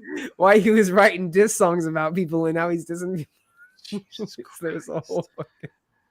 If you didn't think that I was tempted to write one this week, you'd be fucking lying to yourself. Yeah, Oh we my might God. be You seeing a wouldn't drop renaissance of it. Matt. I was so close to he dropping would. a new Did you track just called say he Doxed. wouldn't? Matt would No, I drop a said track. if you do. Oh my Matt, God. I'm trying to convince him to. Everybody, please DM Matt at That's the dead if Twitter account and tell him podcasting's to dead. If fucking. anything, I'm going back to the rap career. Y'all can Everybody, eat my I nuts. swear to God, DM Matt. We all know he likes to drop bombs at 10 retweets. If you guys retweet Matt and fucking DM him and tell him that he should fucking drop a rap song, he will do it. Probably. I promise you. Jordan, where can they find you? There. Where else? Wow. Outstanding. I might have changed my Instagram name. I don't remember. I couldn't Wow. find you on there. Just type it in there. You'll find it. Whatever. If you Matt. don't, then what else? Well, find us at. none of these matter anymore. You'll probably just find me on Xbox. Do we have my gamer tag? No, you took that off fucking 100 episodes in. Oh, Yeah. man. We're out of here, boys. There we go. Just add me, because like, I'm going to retire and just play video games from now on. I don't need this shit anymore, honestly. The Twitch might stay alive for that reason, right? Just to play some video games? Yeah, the Twitch is probably just going to see me playing Grand Theft Auto and trying my best not to say any slurs. Okay. Wow. All right. Good for you, man. Yeah, good talk. Way to go, see, bro. it's shit like this that gets misconstrued and posted on the internet because people don't understand comedy. Okay. This is why we have to end, people. We're too fucking lit for this. Which personal band personality interaction was the biggest letdown for each of you? Can I answer for Jordan? No, Please you don't. answer for yourself. I'm not gonna. I'm. There are so many amendments I could choose from. I plead the fifth. 1, 2, 3, 4, 5. 1, 2, 3, 4, 5. Actually, I have mine. Jock was definitely not cool. I have mine. I will say one. This isn't my big. It's not one of. It's not my biggest one, but it's one of them. It was. Actually the tour I brought up, Slave Store. Johnny, you're just like. Eh. Who? You get Johnny Craig. You just see him and you're just like, yeah. Like just get to experience that for 3 weeks. You're just I'll do mine that's kind of salty. I don't ever like to throw salt on this one, but I'll throw it in there. So for me, and he slightly redeemed himself because he did come on and do an interview with Matt. Shout out to Matty Mullins from Memphis Mayfire. Yeah. But I did. So we were hanging out with Vanna at Warped Tour in 2012. And this is coming right off the cusp of Challenger. Like the Hollow had just dropped and Challenger was coming out and Memphis Mayfire is fucking killing it. And we're hanging out with Vanna and Memphis is doing a signing at their tent next to him. And they had already kind of like talked to us a little bit and kind of like jabbered back and forth or whatever. And it was Maddie and Kellen, their guitarist. And they were going through a magazine that I guess had just been out or had come out with them, right? And they were looking at the photos of themselves in there. And their guitarist, Ryan, older guitarist, Ryan, who wrote The Hollow and their first EP or first album, Sleepwalking, and the earlier EPs. I remember he had just left the band after they recorded Challenger. And they were going through the magazine. And obviously we had been there a minute. We've been, all back there. So they weren't being shy about stuff, right? Very candid moments.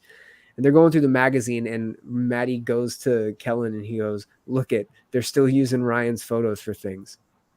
And I was like, oh man, I don't want to hear that because I really liked Ryan as an artist in the band. I really liked the music. You clearly are at like above that now, or you're beyond, thinking that like clearly that's like a sour part. And like, that's what you're thinking of. Oh, they're still using him in the promo. Like, yeah, it's a promo shot of him being in the crowd, being held up by the fans, which is actually what your band did when you guys were fun. So how about you pay attention to that, or instead of paying attention to, who they're still using? Like, to me, I was like, oh, that's fucking salty, dude. That's gross, And so and then Matt had a very similar experience, and so have other people we've met. And what do you fucking know? He came on and pled his case and apologized and mended the fence, but fuck people. You act like we're over here talking shit when we're just talking truth. Come on now. Yeah, no, people hate when you tell the truth. Great question, I learned Xavier. that a long time ago. Great question, Xavier. Shout out to He Films the Clouds. Boom. I think definitely the answer to that's been explained in the previous episodes.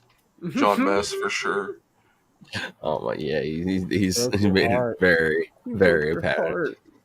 heart. Yeah, I'm gonna try to like maybe sell drugs, depending on catch where I me can on the do it at. streets. Catch Yeah, I me was on gonna the say we've streets, boys. managed to take this episode to the nearly 2.5 hour mark. Do we have anything like anything final we want to add? I think it's customary. I that we do tried this my one. fucking best. I think it's customary. No, Matt. It was your best with the potential that you had, but your potential has gotten even further higher than it was. You're right, Brian. I've become invincible since I started doxing people. I think I'll continue down this path. I appreciate the effort for the last 2 years, gentlemen. Oh my God! Shouts to the shoe phone. Shauna Garcia remembers that from the fucking early episodes. Remember the shoe phone? Yeah, you're supposed to have a shoe camera. That got spoiled. Yeah, the shoe camera. Well, the budget died. I told you I took the budget and ran with it. I'm not going to pay anything else in this stupid fucking show. There was supposed to be way more sound clips too, but I'm not going to do that. Next episode on Truth Social after we get rated. Fuck yeah! Yeah. Hey, play that one from The Hangover. That one? You like that I one? like my butt. It's cute. No, the other one. Outstanding. No. The other one? Mm-hmm. I can't. Yeah, you can. You already did it once. I can't do That'll be it. the Vision. He was a Yeah. retard.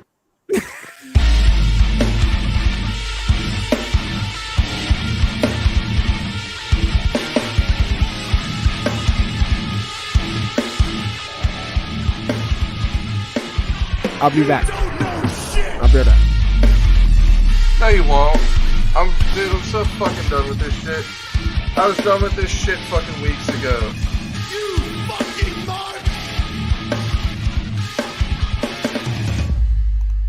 Fuck it.